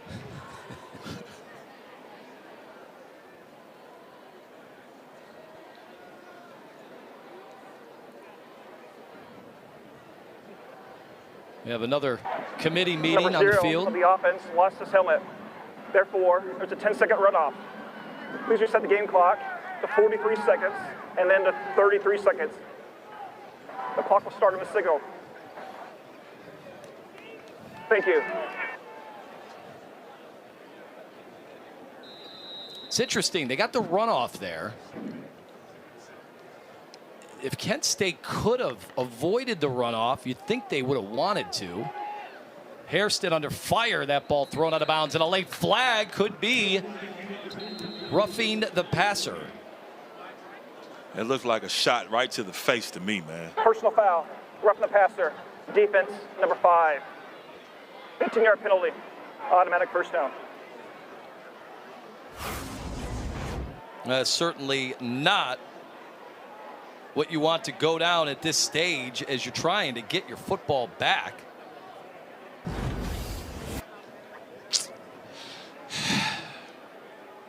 I can see why they called it, and the referees have done a good job this first half. You just can't hit the quarterback, especially late, and that's exactly what they called. All right, Kent State couldn't get everybody off the field. Substitution. I don't see a flag. Instead, Hairston somehow delivered that football. So 14 seconds left. Illegal substitution. Defense, 12 players on the field. That penalty's declined. Result of the play is the first down. The clock will start on the snap. He's watching them. He's watching them. Seeing them trying to hustle, get out the field. He gets his team set and taking command of the offense and taking advantage of Kent State not being able to get their guys off the field. Well, and then the clock was stopped at 14 seconds to go, as we are getting a lengthy end of the half situation here.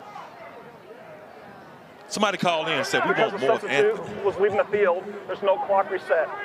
First down.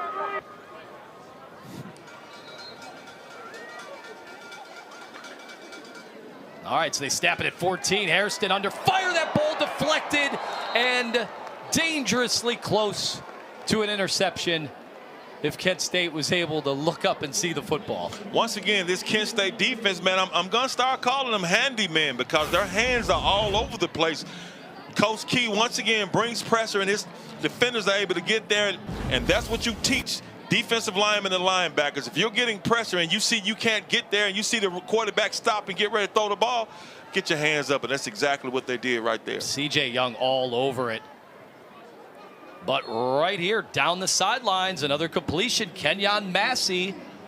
And so you're actually seeing some of the best the passing game has looked all day in this chaotic end-of-half situation. At the very least, they'll have an opportunity at a Hail Mary.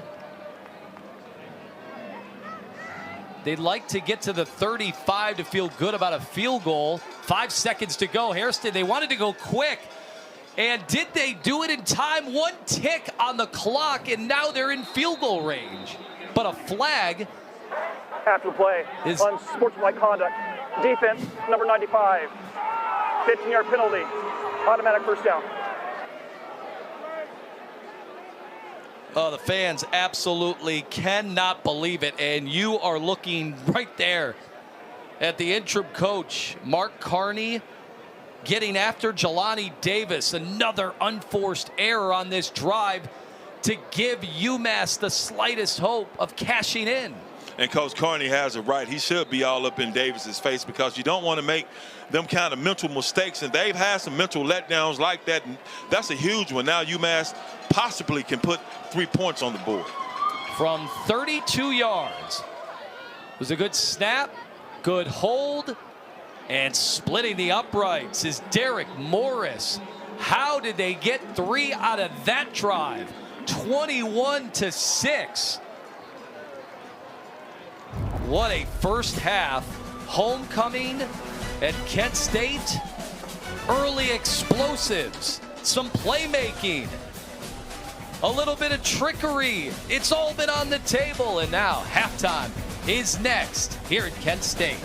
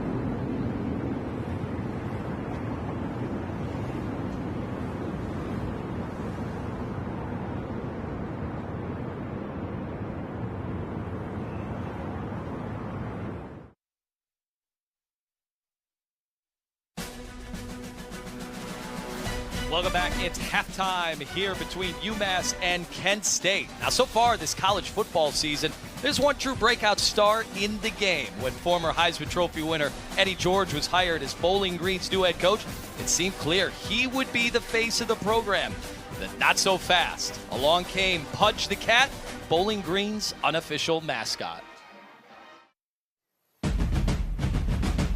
Back in March, when Bowling Green hired Eddie George, the 1995 Heisman Trophy winner, as its new head football coach, it seemed clear he would be the face of the program. But things have changed. Pudge. Pudge the Cat, Bowling Green's unofficial mascot. Pudge is like Julius Caesar around here, you know. When he comes down the street, the crowd parts. You know, they throw rose petals at his feet. He is the rock star.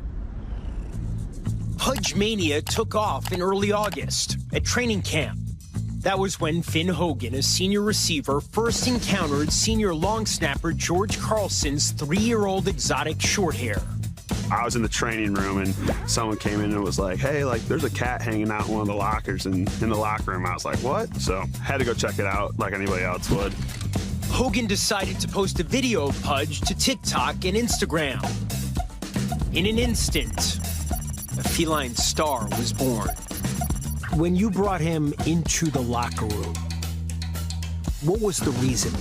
We had a tough practice before where people were kind of emotional and coaches were emotional. And so I thought, you know, what wouldn't be a better thing to bring my cat in and kind of switch things up. 2 months later, and Pudge is sitting pretty. A fat cat with NIL deals pouring in. He travels to road games where hotels have been known to exempt him from their no pets policies. He even has security. Actually, Assistant Athletic Director Taylor Jefferson. No one signed me up for it, but you got to dress for the job that you want. That's what you always hear. It's a job I take very seriously. He needs the security. There's lots of people out there who want a piece of Pudge.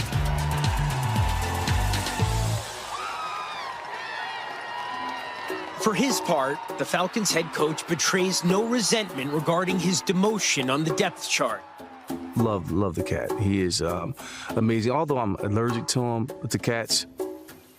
Pudge the Cat has become the story. People say, hey, can you drive to Cleveland to have Pudge on a radio show? I'm like, it's radio. He doesn't talk.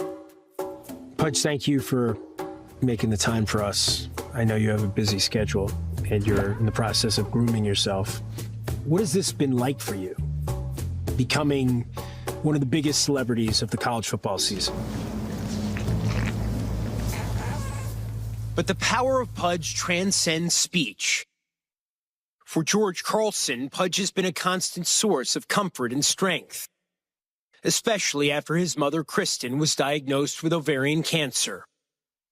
She died last year at the age of 57. I needed to make sure that I had somebody to talk to or be able to get me out of a dark mindset that I could get into. So Pudge was great. I think just having a companion was the best thing for me. He's brought me a lot of joy, a lot of comfort, especially in tough times, and allowing other people to have smiles on their faces from just seeing Pudge. I think it's a huge thing. What's in it for Pudge? What makes Pudge happy is this. It's not the celebrity. What he loves to do is to ease the spirits of broken souls. My only concern is I just want him to enjoy his life. He just wants to be a cat, man. He just wants to love. He wants to hang out. He just wants to get the sunshine. He wants to have snacks. He wants to be cuddled. Let Pudge just be Pudge sometimes. And make sure to stick around because when we come back, we will get a chance to look up and down the Mid-American Conference. We will have all your scores, that and so much more here at halftime.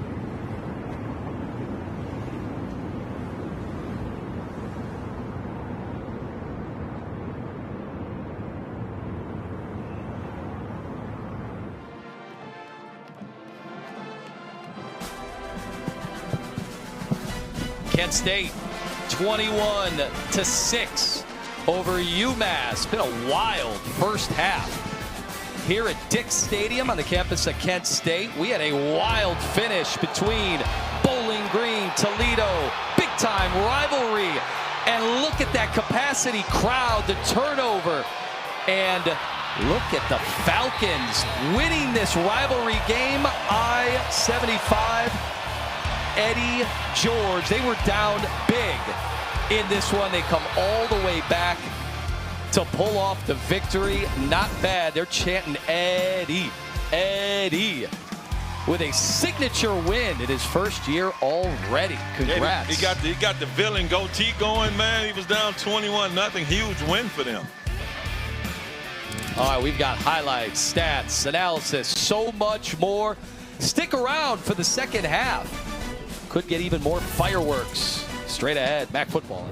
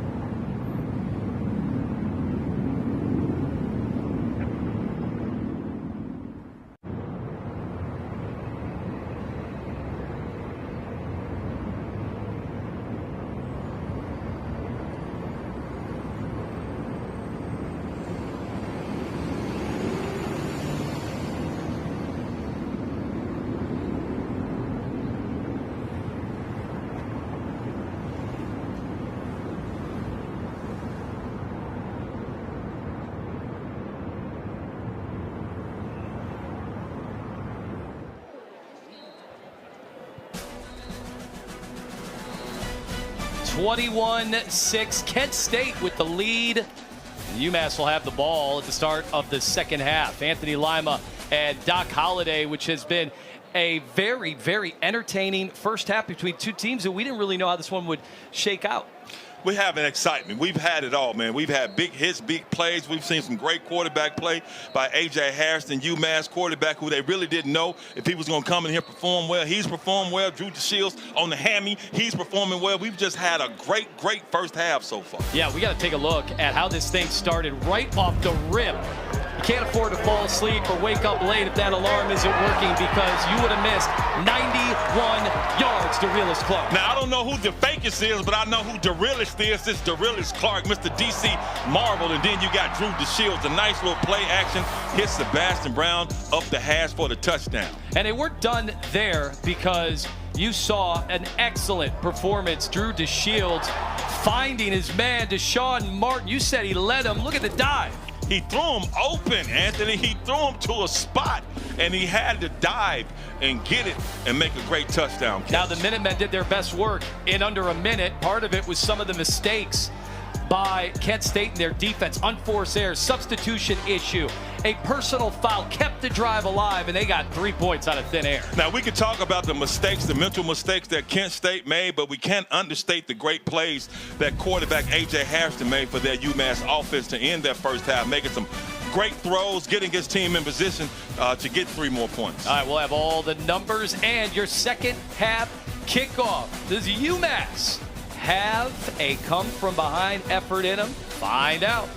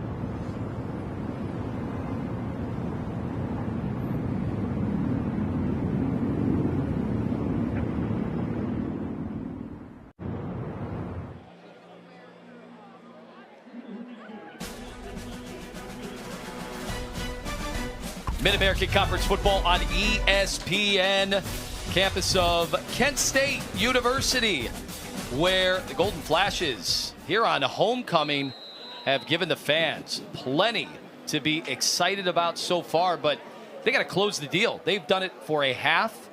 They were not happy with the way the end of the half, with the big-time penalties, allowed UMass to get a field goal, and an otherwise dominant first half ended up looking a lot closer in the stat sheet because of those penalties. And of course, in the way UMass ended their first half of making all those plays, but you talked about it, man. It's a 60-minute ball game. You win the first half, good for you, but you got to win the second half as well. So that's what Kent State has to try to finish. But UMass not out of this game. They have some positivity and things they can feel good about, because you look at the total yardage, it looked like it was off balance and offset, but it's pretty even because of how that guy has played so far today, Mr. Harrison. All right, Harrison coming out here in the second half. Quick catch by Jake McConaughey. And look, last week they benched their quarterback at half when Brandon Rose just didn't do enough in that loss to Western Michigan. So Has A.J. Hairston done enough so far to maybe put his stamp on this position? No doubt about it. He's played a great game so far. Coach Harris Simiak was waiting on somebody to come grab their quarterback spot, and that's exactly what A.J. Harrison looks like he's been able to do so far. And there is a Jawan Price first down run. We had the numbers up there, very lopsided in the run game. 101 for Kent State in that first half, 8 to UMass. And it feels like they can still at least effort in the run game when you're only down 21-6. That those field goals were pretty big. All right, Hairston with time to throw, but Donnie Gray had to go over the back to try to reel that ball in. Great coverage by Kent State and Jair Rawlinson. That's the thing about it, man. Man to man is me and you mono. We mono. Rawlinson is like, nah, you're not going to catch this. But you got to give it to Harrison. He threw it back shoulder where his receiver will be the only one with an opportunity to catch that ball. Is either incompletion or a catch. And fortunately for him, it was an incompletion because it wasn't picked off. Harrison, quick target to Gray again. Dragging tacklers past the 50-yard line. And UMass finding a little bit of rhythm. And I see what UMass is doing. Like, if you're going to play off our receivers, man, if you're going to give us this much space between you and my receiver, just go out there and run a hitch route and pick up 5 and 6, 7 yards. And that's exactly what they're doing. They're taking advantage of their soft coverage. And now Brandon Hood with another effective run right up the middle.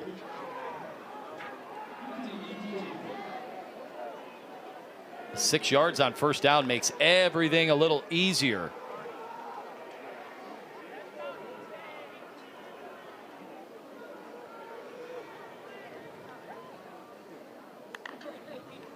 Hairston, crowd has gotten awfully quiet, bouncing to the outside and flipped up in the air. Hood with another first down after the tackle. And that's just some great footwork and some great vision by Hood. I'm watching the UMass offense. You bring the tight end down, make it a tight right, but Hood gets it, cuts back to the left, finds some space, and if that wide receiver could have stayed on his block a little longer, he could have got even more yards. Hairston throws it. Left side, back shoulder throw, but incomplete. The ball was right on the money to Donnie Gray. We'll say it again, A.J. Harrison has looked extremely impressive so far. He had a great ending to the first half, and so far it's a great beginning to the second half. Not only has he's been able to make plays, they've been able to make plays in the running game, and that UMass offense has picked up some confidence, and I think they've seen something that they like that they can be successful at. Wonder if the shadows on that left side of the field, that ball is coming in and out of the light.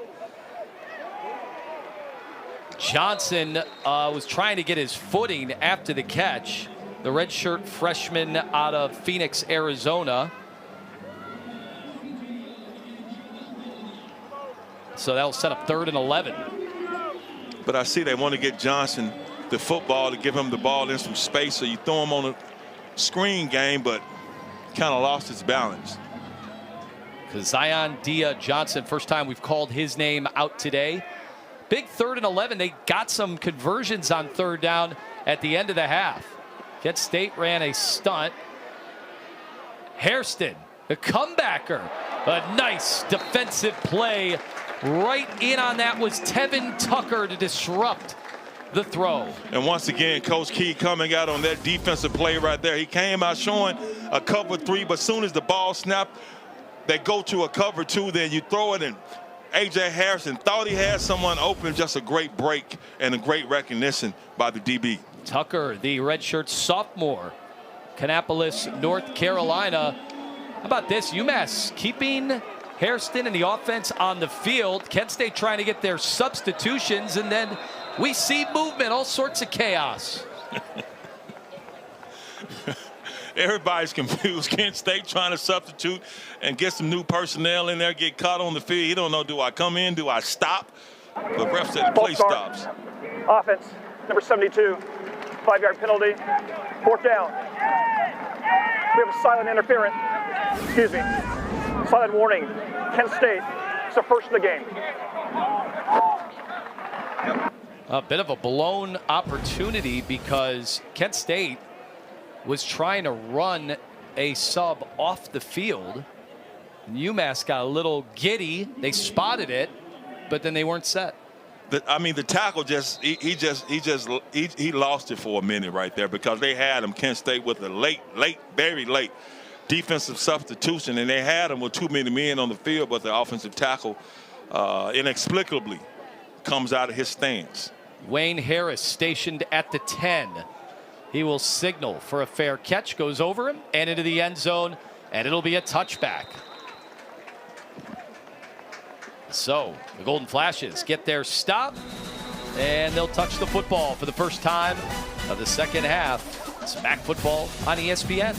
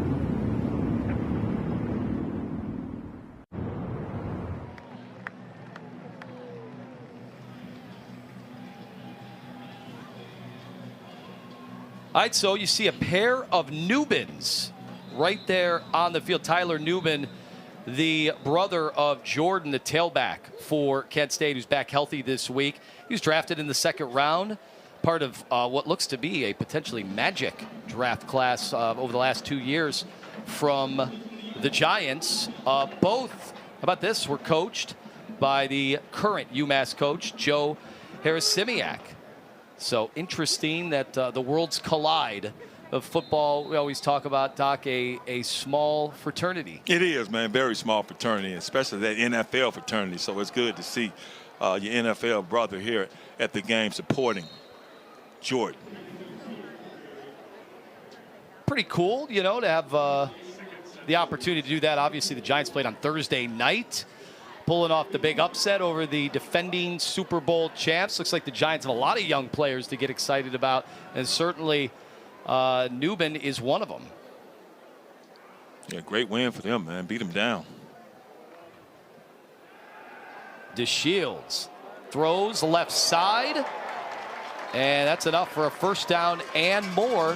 Completion to Deshaun Martin, who has a touchdown already today. Now, we could talk about this completion and this throw by Drew DeShields, but the blitz big pickup by Gavin Garcia, absolutely immaculate on that last play. I wish we could see it, but great job. He got smacked in the mouth, but great blitz pickup to pick up that blitzer like that. Gavin Garcia, 5'7", 192. And watch him. He comes over, crosses the quarterback's face. Great job of protection, allowing Drew DeShields to sit back there and make that completion because he had to put his body on the line. And Gavin Garcia took the brunt of that, but still, that's what you call courage in the face of fire. Sound like a movie. All right, there is the running back Jordan Newbin. who they really wanted to see him as they got further on in the season get healthier so they could kind of go with that two-headed monster. Obviously very different bodies, very different running attacks. But if they can get both of them on the field throughout the max slate, they'll feel a lot better about their situation running a balanced offense. And his brother see him. Tyler looking at Jordan, and Jordan, he's one of those running backs. If you're UMass, you want to see him tap dancing like that and not going north and south. Even though he's good with his feet, he's better going north and south and getting it and going off tackle. Martin was in motion, and that errant throw had Martin wide open. So a misfire there, and UMass gets the stop. And we've seen DeShields miss several players several times by just throwing the ball too high. I just still don't think he's getting his feet under him. He's probably still a little bit more uncomfortable, and his base just hasn't been there, and his techniques haven't really been there on a couple of throws. And we've seen one right there could have been a huge third down pickup, but unfortunately you get an incompletion. But fortunately for UMass, they get the ball back on this punt.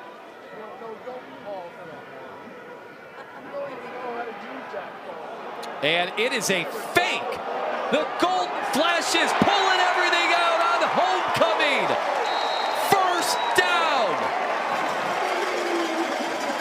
An insane trick play. And the ball ends up with their tight end, Zaire Fletcher.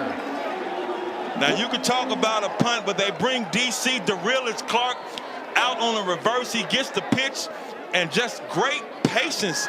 He played like a quarterback right there because he took his time, and it's that guy DC Marvel again, man. We've seen him return the kickoff, we've seen him catch, and now we see him with the beautiful throw on the trick play. Well, all eyes were on Clark. There on the fake. That allowed everything to open up, and that has to be a big-time blow to UMass's spirits, giving up another special teams play. And it still was a great call, but it was an even greater throw and a greater decision by DeRillis Clark because he had to show some patience. He had to wait till the receiver came open. He came open. He threw a ball perfectly to him and just caught UMass totally off guard. So the drive still alive. 2nd and 7. Garcia flanking the Shields. Sebastian Brown will throw. This one too short, but a penalty thrown as Brown took a hit.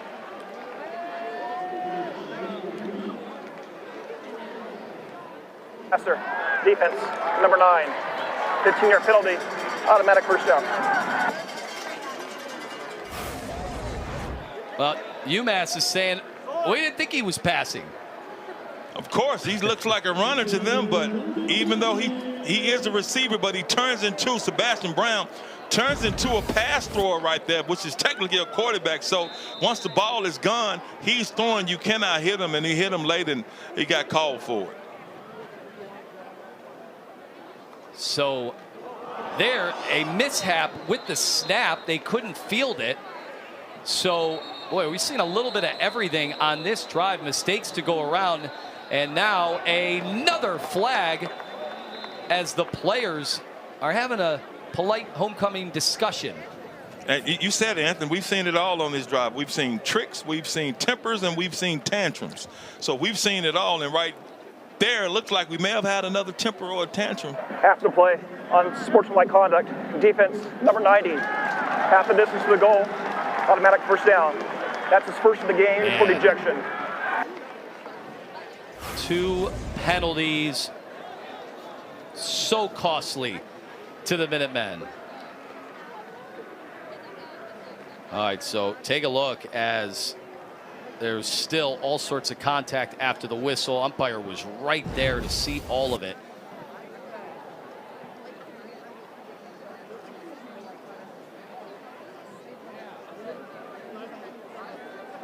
And things going from bad to worse for UMass, who thought they had themselves a stop. Looking at Joe Harrisimiak, he thought they had a stop as well, so he's processing in his head and see what the next move needs to be. That give, Garcia getting the push, Closer and closer inside the 5. Garcia has been extremely impressive. Every time he's had the ball in his hands today, I can see the shiftiness that the coaches talked about and the shiftiness I saw from him watching game film in preparation for this game. And they were going tempo. Garcia brought down. He thought he had some daylight, but Kendall Bournes put all of that to rest.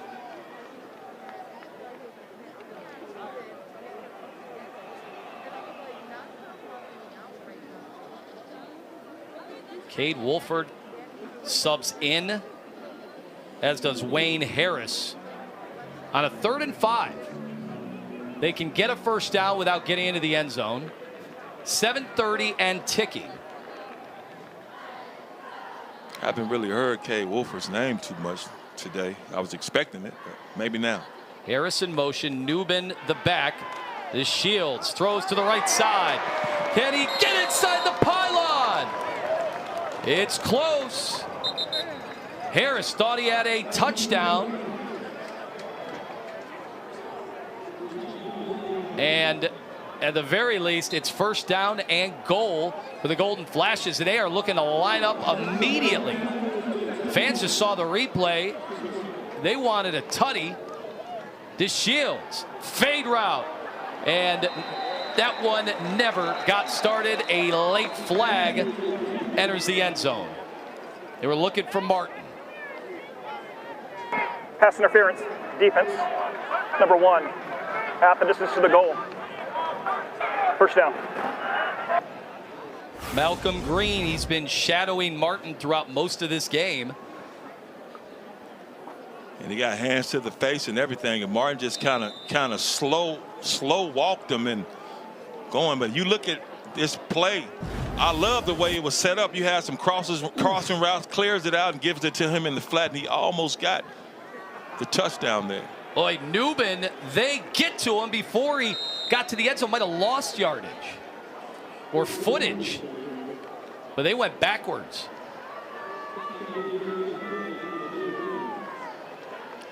And that's the one thing when you're facing a running back like Jordan Newbin, you want to get him to stop his momentum before he even gets going, because once he gets going, it's hard to bring him down. But if you can make him pause and go laterally like they just did, you have a better chance of bringing him down, and that's exactly what just happened. And this time on the keeper, UMass swallows it up. And again, the Golden Flashes going backwards instead of towards the goal line. Just attitude and effort and pride right now. This is what UMass is playing with right now, especially these last couple of plays. Nolan Good with the good play. Not the good play, but the great play right there. Just Drew DeShields trying to options to keep it, and once he keeps it, there's just nowhere for him to run. Yeah, they brought in Nolan Good on that package. We were tipped off this week. We might see that. He's come in and played a couple of times so far this year, quarterback for Kent State. One of 5 they've had throw a football this year. So 3rd and 4. Well, UMass trying to make a big stop, and we get another flag. Delay game.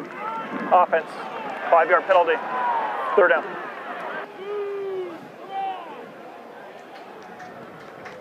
Boy, Carney cannot believe it. You see Drew DeShields as well. You were on the 1 foot line. Couple of stops. UMass stepped up. They were desperate. 3rd and 9. Garcia in at running back. DeShields, right side. The battle for the ball is won by Sebastian Brown. Touchdown.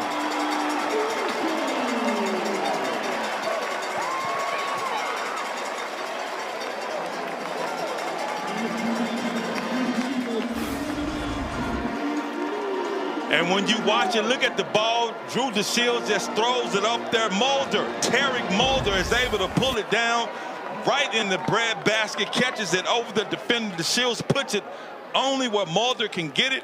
He gets it in. No X-Files, just 6 points. Scully, you got it. Touchdown, Kent State. Way to end the drive, man. great reference.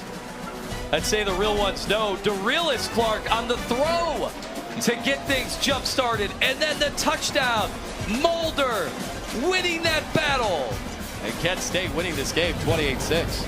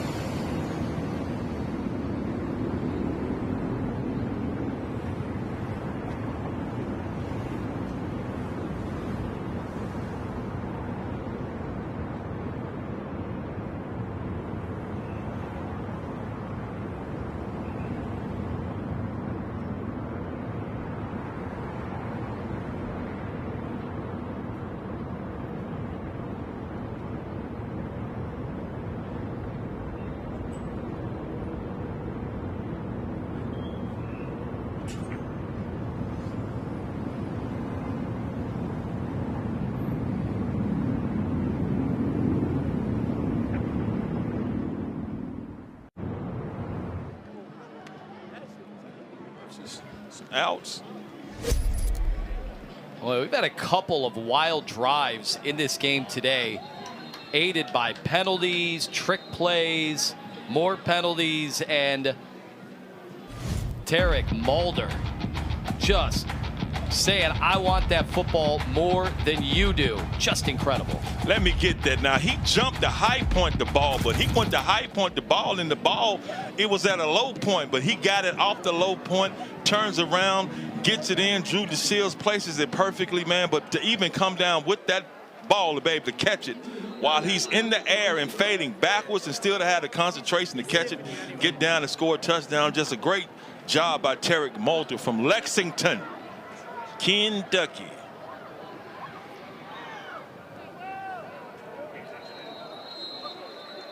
So UMass now finding themselves in an ever-growing hole. It's 28-6.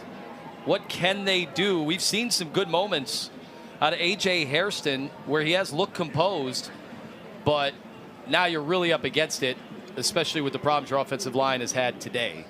It's about being consistent, man, and not being mentally sloppy. You've seen some great plays. You've seen some good throws by A.J. Harrison and some good plays by this offensive unit. But the thing about it, you got to understand, you're still in this ball game. You're only down 22 points. It's 5.5 minutes left in the third quarter. So if you can get something positive going and hopefully get a touchdown, you can be right back in this ball game. Throwing on first down. Hairston, pocket, collapsing. He goes down. He does get about 3 yards, so he's able to avoid the sack. But it is going to get tougher and tougher. The nice job there by Burgess. And it's a good job by Harrison making something out of nothing, because there was nowhere to throw that football. Throwing again and got hit, but should have been caught. Jake McConaughey could not hold on to the football. Officials timeout. Yeah, Or did your player on defense? Yeah, Joel Boma, the redshirt sophomore out of Newark. That throw was right there. Looks like it hit his head. may have gotten away with a roughing on Harrison, but great coverage by Beaumont. But when you saw him hit the ground, the back of his head hit that turf, and you saw his head bounce off the turf. So hopefully he's okay.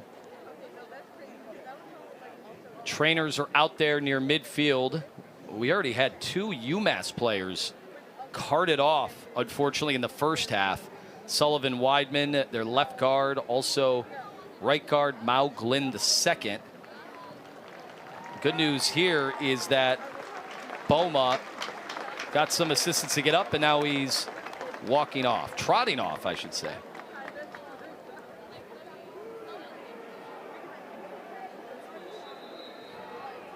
That's good to see. He just sheathed his sword, so letting his teammates know I'm good.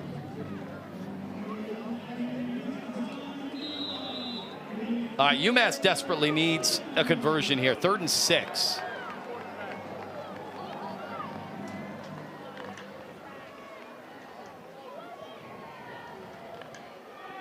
Out of the gun again. Kent State sets 5. They had the completion, but McConaughey was surrounded the minute he caught the football. Swarming Kent State defense.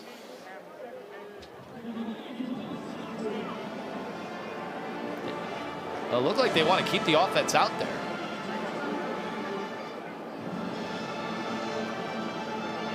Joe Harris-Simiak saying, why not? We're down 28-6. We're on the road. Not a lot's going our way. Hairston with a man in his face. It's caught right at the marker. Short. It looked a tad short. They're really in the field. Was the runner was short, the line to gain. First down, Kent State. But you got to give it to Harris-Simiak going for it this deep in his own territory. And you see the crossing route, and he throws it to him, but just a great job by the defender to get his left arm on him to bring him down just a yard short of the sticks, and they're going to definitely come up short. It's a great spot by the referees, great look, but just didn't get it. Well, if you're a UMass fan, you obviously give up the great field position, but do you like Coach going for it, trying to show the team something? The big throw to the end zone and an answer. Kent State touchdown. They go for the dagger.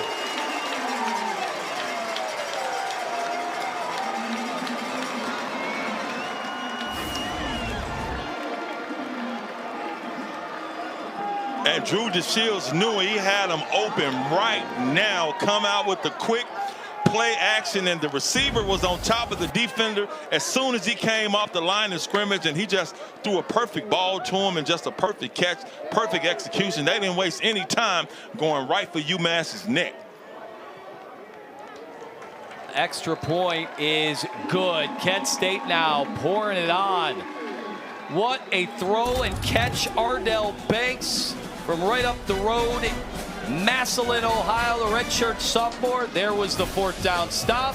And then going for the gusto. It's all Kent State.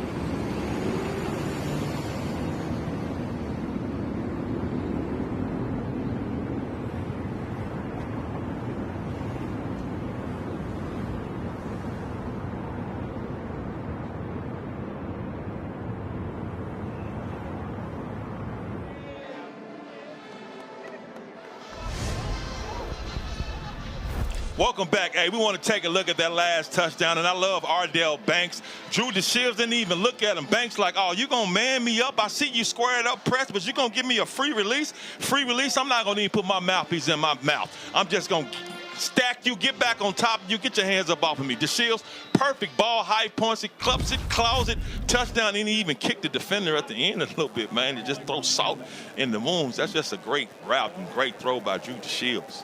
34 yards, his first career touchdown. Played his high school football right up the road at a powerhouse Northeast Ohio program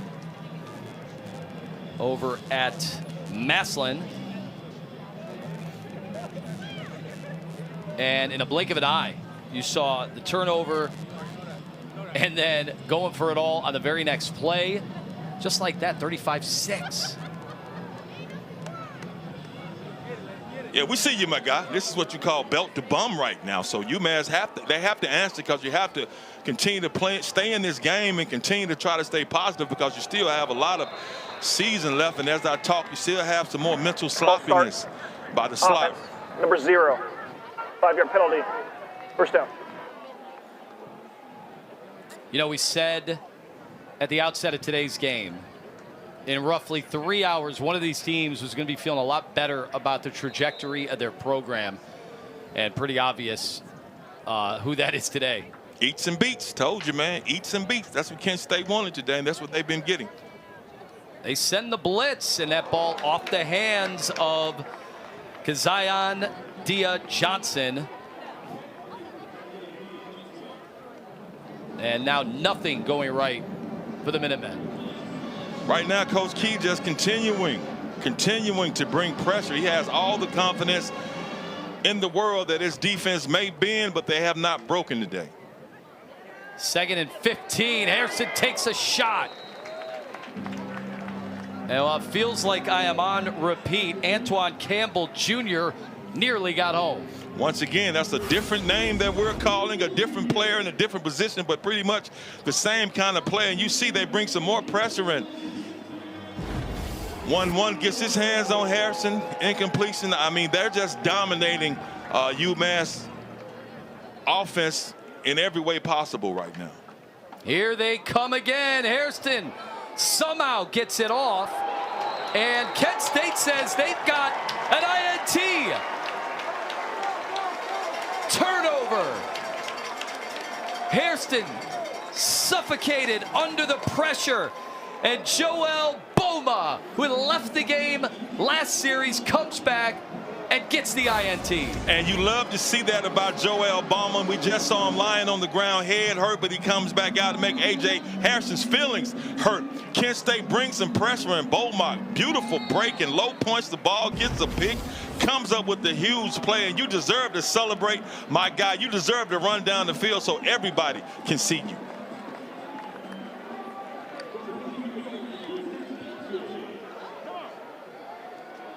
All right, you're starting to see some new personnel. That is the freshman Nolan Good out of Avon, the west suburbs of Cleveland, about an hour from here. Officials timeout for injured player on defense. As we get a stoppage, saw Nolan Good a few weeks ago play. We were told he was going to be a part of, you know, a few packages here and there, but now with the 35-6 lead, the good news for Kent State is you get Drew DeShields, who's hobbling a little bit in the first half. You get him out of there. They're thinking long term with many conference games still remaining, and now to get the freshman some time to be out there, work on some things. That's a great point. You get Nolan Good in there to get him some experience. But like you said, the best part of that, sit Drew DeShields down and let him rest for the rest of this game and continue to heal that hamstring. Handoff up the middle. Newman finds some space, sheds the official, and dances into the end zone. Big time run from Jordan Newman. Touchdown.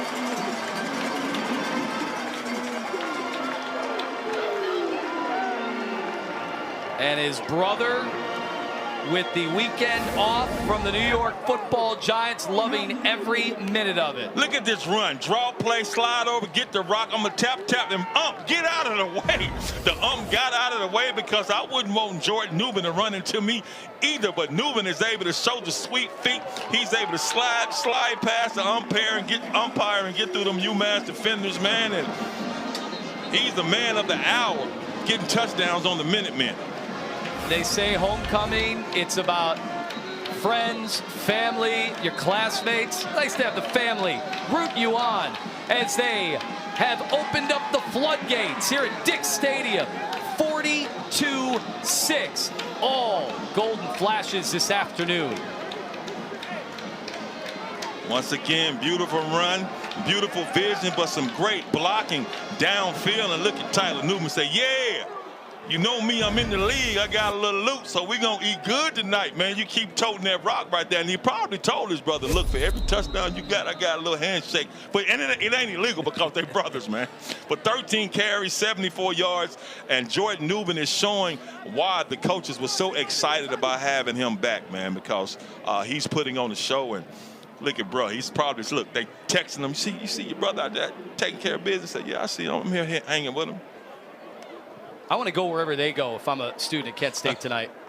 Go ahead, man. Be my guest. I'm cool. I'm going to sleep. But yeah, they should have a ball tonight. It's homecoming, man. It's great, man. And to be able to have a performance like that with your brother who's here supporting you. And that means a lot, man, to a sibling, because he could be doing anything he wants right now. He's a professional football player. I played in the NFL, and a lot of them dudes go a lot of different places. They go to exotic places when they're off, but he don't want to go to an exotic place. He want to go somewhere where he's with his family, supporting his brother, and his brother is showing how much he appreciates him being here by coming out playing the way he's played. Well, you could tell the excitement all week long from the interim head coach, Mark Carney, getting a chance to get Newman back on the football field. And that has been demonstrated so far today. Hairston, he goes down. Yet another sack, this time as Jair Rollison. They are teeing off right now on the UMass QB. And right now, man, you may want to get A.J. Harrison out the ball game as well, too, because Kent State and Coach Valeria are not letting up. And I don't blame them, man. You got to play 60 minutes. As long as you're out there, we're going to continue to play how we play. That's to bring pressure and to be physical and try to take all their confidence. Hairston with a nice throw that time. Donnie Gray out to the near 40-yard line.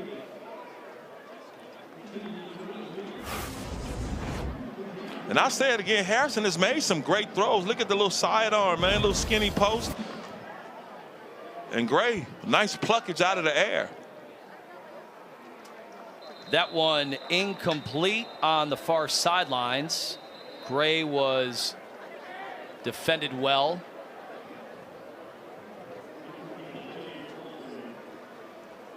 .225. Pass interference. Defense, number 22. 15-yard penalty, automatic first down. All right, defended too well by Jair Rollison, apparently. Correction, it's a spot foul, automatic first down.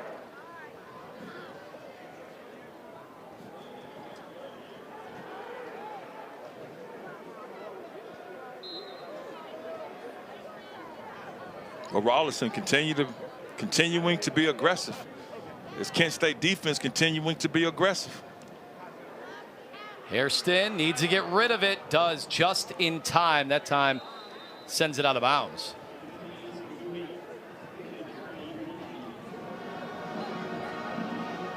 When I say it was some pressure on the right side, coming from the right side of this Kent State defense, man, just great swim move by the end and almost ran Hairston down. I like to see that Kent State's defense, and they're still hustling and playing hard and still running to the ball despite having this huge lead. All right, throw to the near side to McConaughey. Pickup of about 4. And right now, Kent State is going to give them that. They'll give you the hitches. They want you to throw the ball underneath. They don't want to let you get behind them. Throw the hitch, get you down, and keep this clock running. This time a handoff to Jawan Price. The well-traveled Price. The grad out of Phoenix, Arizona. New Mexico State, Syracuse, North Texas, and now UMass. Well traveled. That time, Kent State was ready for the run on 4th and 1. And all over that play, Jelani Davis. Boy, he is. Jelani Davis been raising hell. He had hell raising him a little bit earlier from Coach Carney because he made a bad mistake. But other than that, he has been raising hell in the interior of that defensive line. And that's another huge play coming on a huge 4th down.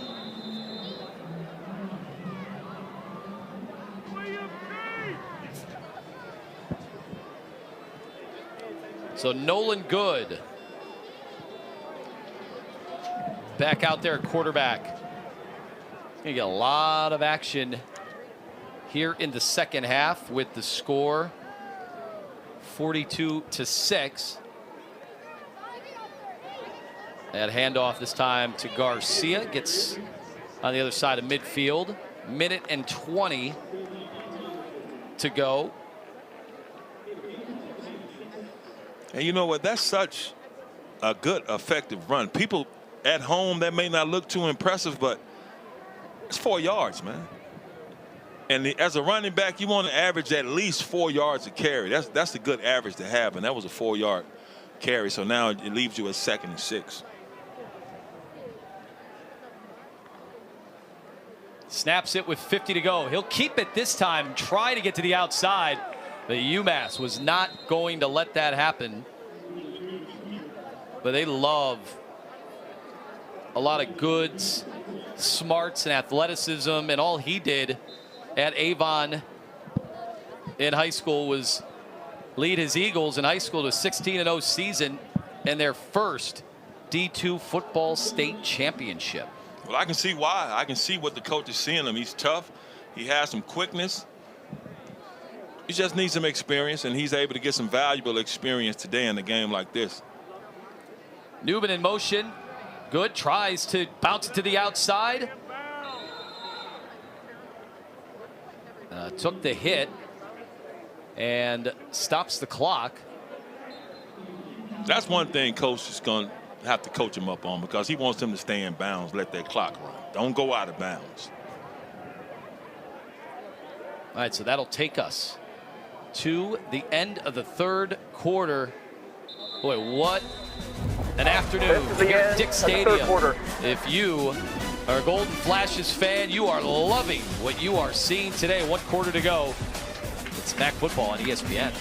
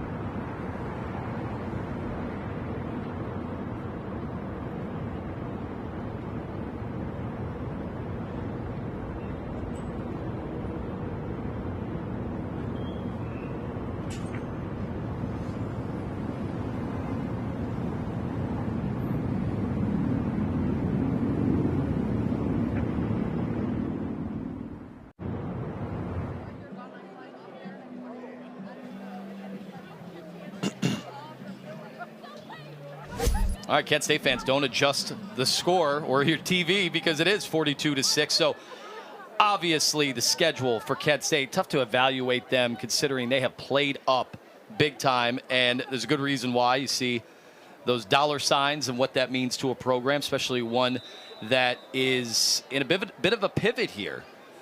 After Kearney's, previous head coach that he worked under lost his job in April, and he got sent scrambling, trying to put this thing together.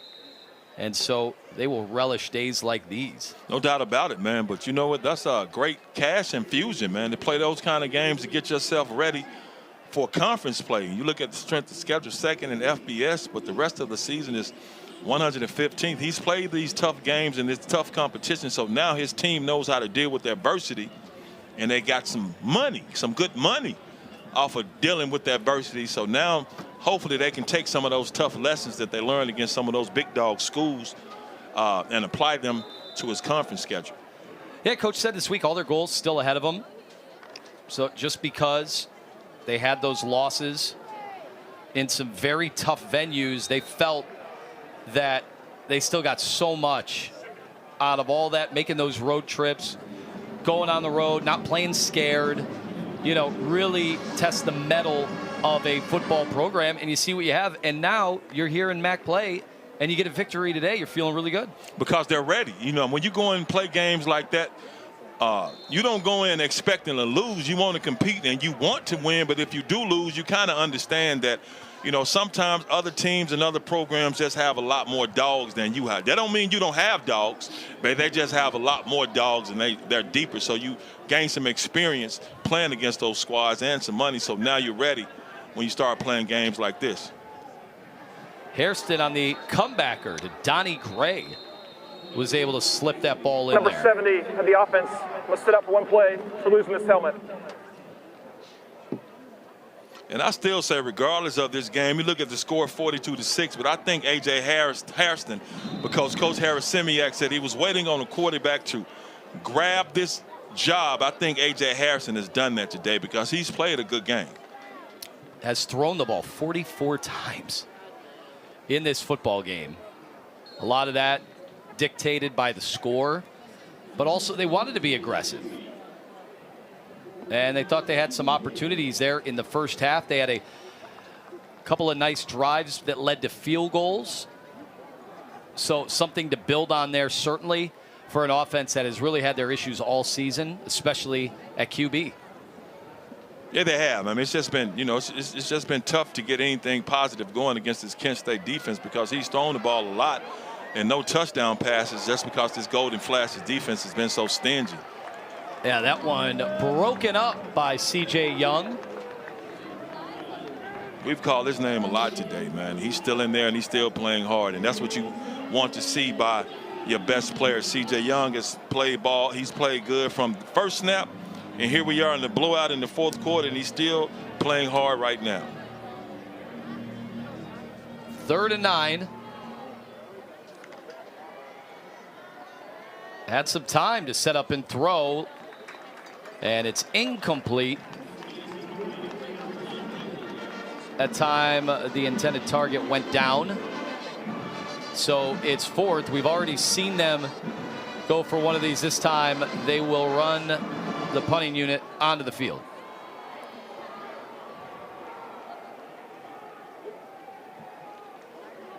And look who's back there. Can he do it again? The realist.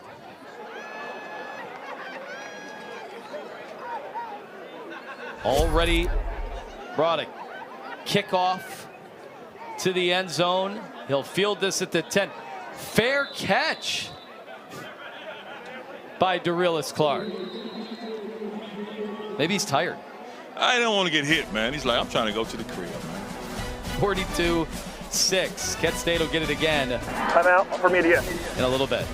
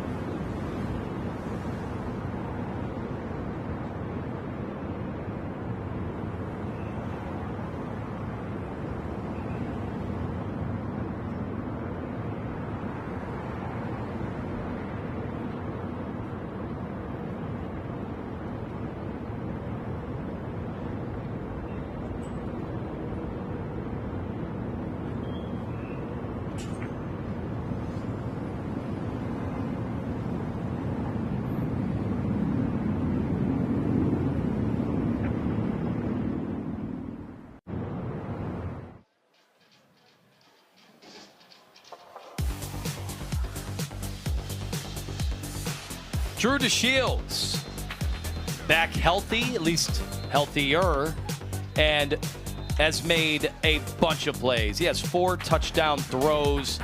He was limping a little bit in the first half, but he hung in there and just really had command here in the second half. I mean, he's just showing his toughness. He's thrown them all kinds of ways, wide open, throwing people open, through a tummy tuck touchdown to Mulder. He's just done it all, man. He's just had a great game, and he's shown people that he's more than just a running quarterback. He can do it with his arm as well. Nolan Good hands that ball off on first down. DeShields 10 of 18, 148 on the day, and the 4 touchdowns, a career high. Just a great day, man. 10 of 18, 148 yards, 4 touchdowns. For somebody who we didn't even know he was going to play until shortly before the game. So to come out here dealing with the hamstring injury and stood in there, especially on that last touchdown, he stood in there tough because he caught a hard lick, but still was able to stand in there and toss one. So a very impressive day by Mr. Drew DeShields. Garcia, slippery run. Sheds another would-be tackler and spins his way past the 25-yard line.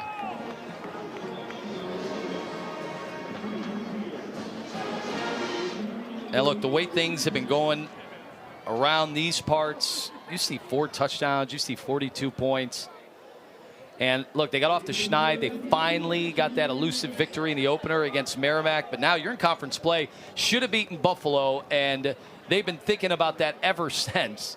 Now your first crack at another MAC team, and you do this. And it's on homecoming as well. So that's what makes it even more special, because you got a lot of alums back. You got a lot of boosters here. You got a lot of fans here. You got a lot of people enjoying barbecue and, I want to say, brews, as in Coca-Cola and Sprite, those kind of brews. And you come out here and brews UMass. Well, you see that stat, 26 straight games where the Golden Flashes have not been able to beat an FBS opponent. That was what was on the line today. And because of both these programs in transitional mode, this game had been highlighted around the country. The Sickos committee, they were dialed in, making sure that everybody was on notice that history could be achieved today. It was just a matter of which coach was going to be able to do it. And Mark Carney came out. He had his team ready to play, man. They came out from get-go, and DeRillis Clark setting things off by that opening kickoff, taking the 91 yards for a touchdown. But Mark Carney is trying to show the powers that be that they can take their interim tag off of his name and let him become the head coach of this Golden Flashes squad. Good. Swings that ball out of the backfield to Garcia. And all week, you know, you can preach about your philosophy, the tenets of the program, the things that you think you could take advantage of. That all goes out the window when on the first play of the game on special teams, you return one to the end zone. Yeah, and it lets you know that your team and your message has been received by your team, because they didn't come out here patty caking around. They came out ready to play right off the bat, and it was showed with that opening kickoff. See, when you have your teammate bring the opening kickoff back like that to start the game like that, that just raises everybody else's energy level and their confidence level, and they've played high-level football since then. Now, they've made a couple of mistakes, especially some mental mistakes, but for the most part, great offensive game plan, offensive execution, great defensive game plan, defensive execution. And how about DeRillis Clark doing it all, even in the fourth quarter, covering punts? We'll have the conclusion of this one.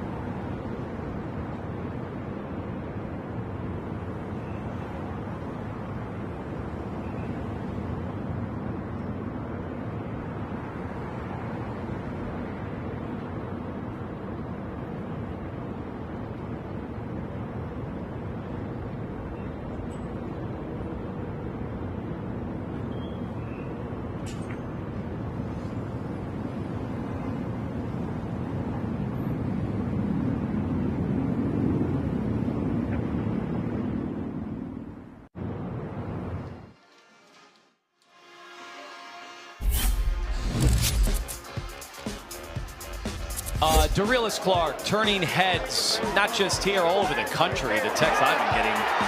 All he does, first play of the game, 91 yards to set the tone. His second kickoff return, touchdown of the year. And then how about this, the fake? They use his speed and then 27 yards on the connection. It's a baller, man. He's coming out there, man, kickoff return, getting gone with it. So then you come back out and you give him to it on the reverse and ask him to throw the ball. Now, you can pass it or you can run it, but Dorelis making the perfect decision to throw it, and you see what he's done, man. He's been Dorelis today. From up in Northwest Ohio, then he went the JUCO route, and in the opener this year against Merrimack, he goes the distance, 100 yards. Man, you do two of those, and we're not even in the month of November yet. That's pretty special. It is special, man, because, you know, special players make special plays. I know this sounds like a cliche because it is a cliche, but we're looking at Dorelis Clark, DC 30. Like that, DC 30. DC 30 been dirty today to UMass. Just doing them wrong. But he's going to be able to celebrate homecoming today.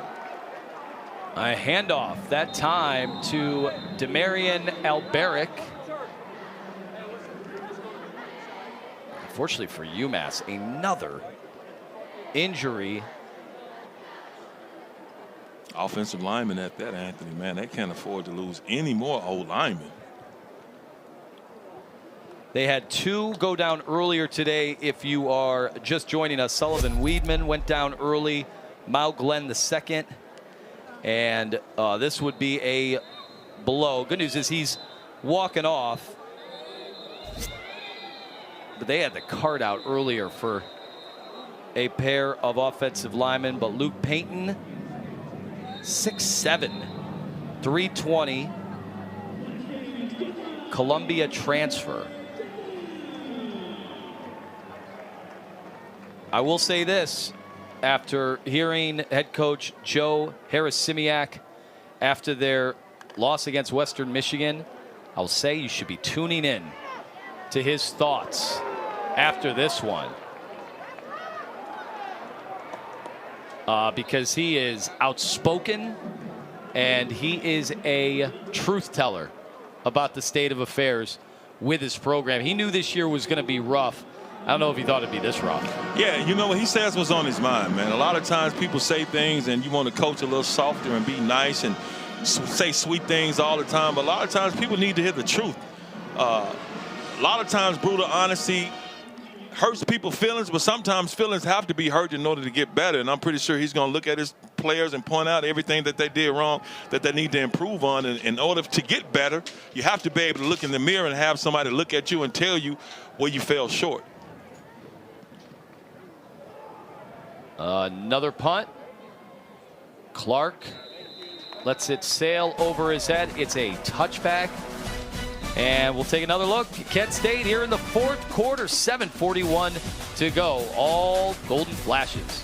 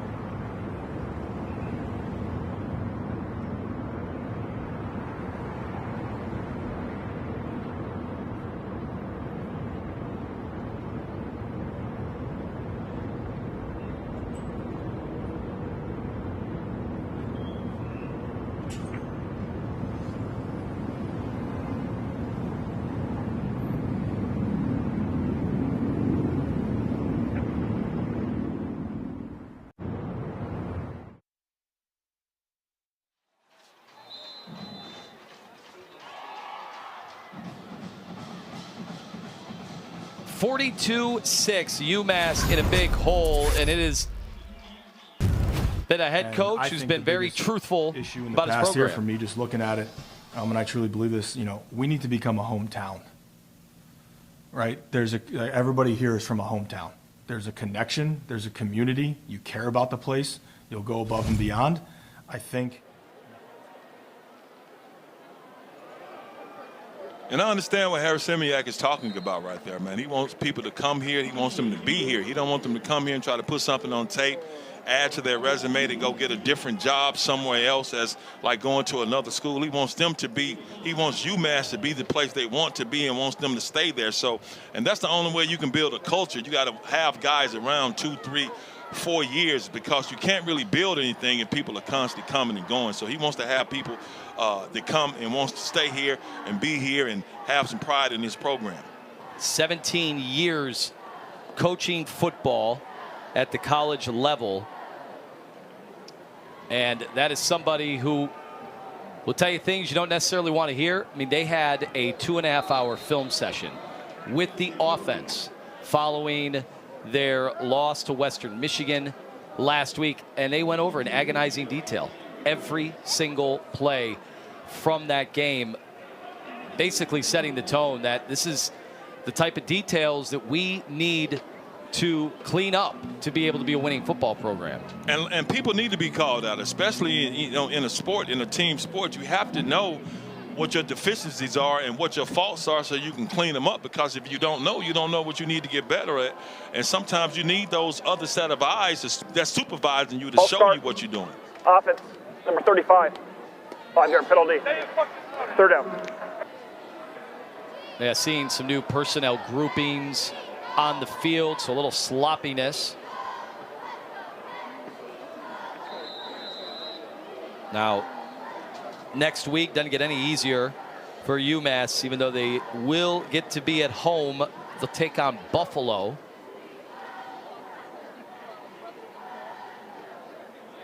But after a day like today, I mean, it's going to be going back to the basics once again this week.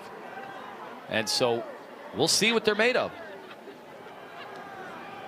You have to. You watch film of the game on Sunday. You come together as a team. You see what it is Sunday or Monday, however they have their week set out. And then you put that past them, and you got to move on to Buffalo, because there's nothing you can do about this but go back and look at it and see where you messed up at and see what you need to do better at. Now you can't linger on because you still have a lot more football season left. Kent State sends the punting unit onto the field.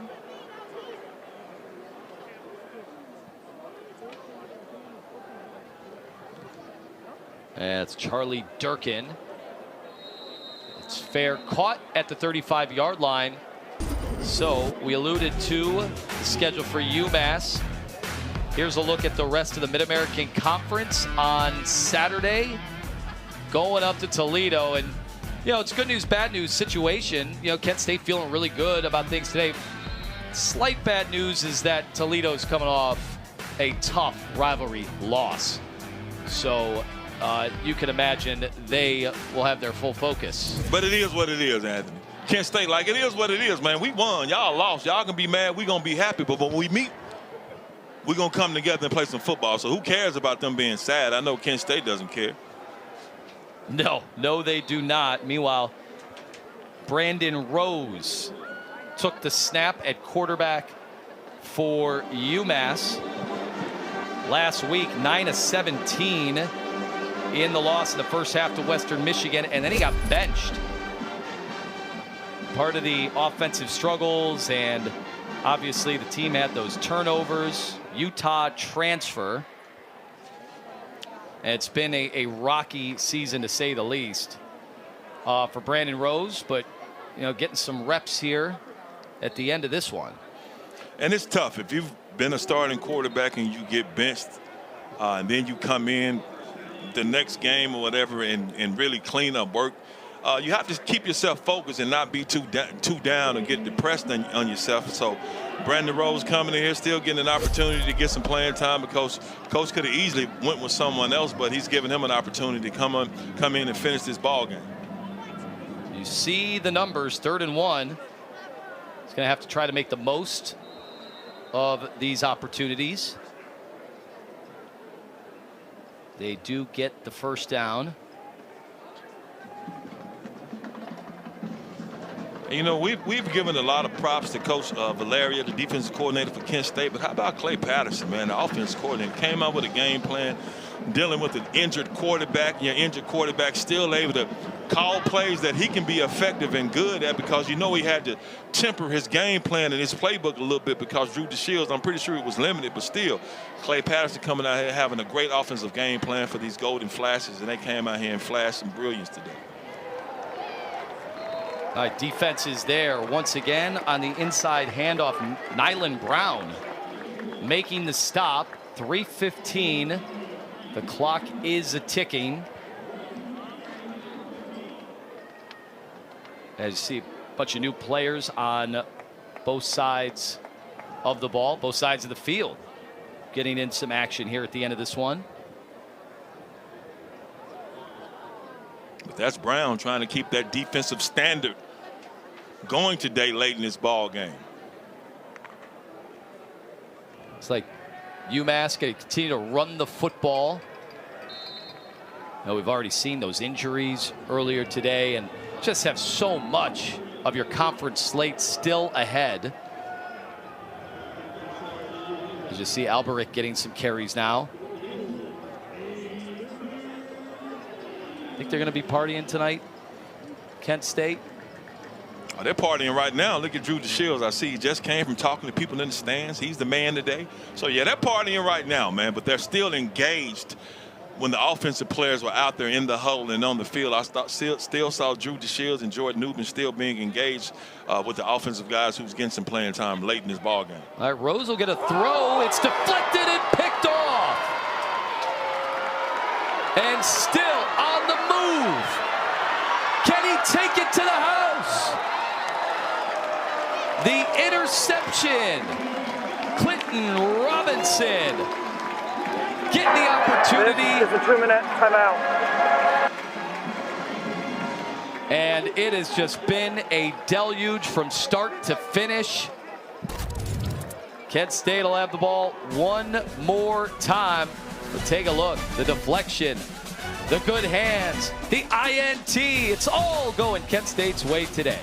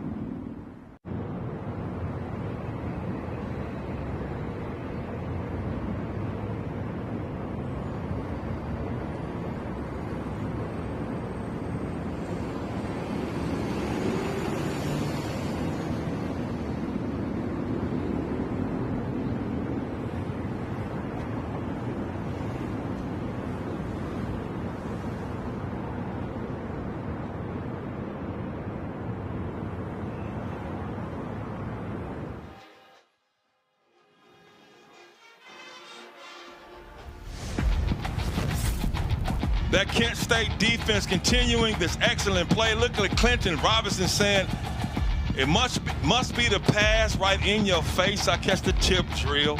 The tip drill. Takes one and looks like he was going to the house, but Clinton Robinson, the redshirt Frosh. That's from right. Pittsburgh, PA, coming in, making plays. I see your tip drill. Good job, young fella. Kent State doing victory formation. A formation, by the way, a season ago, you did not see from them as they went winless. The year before, one win, it was against Central Connecticut State.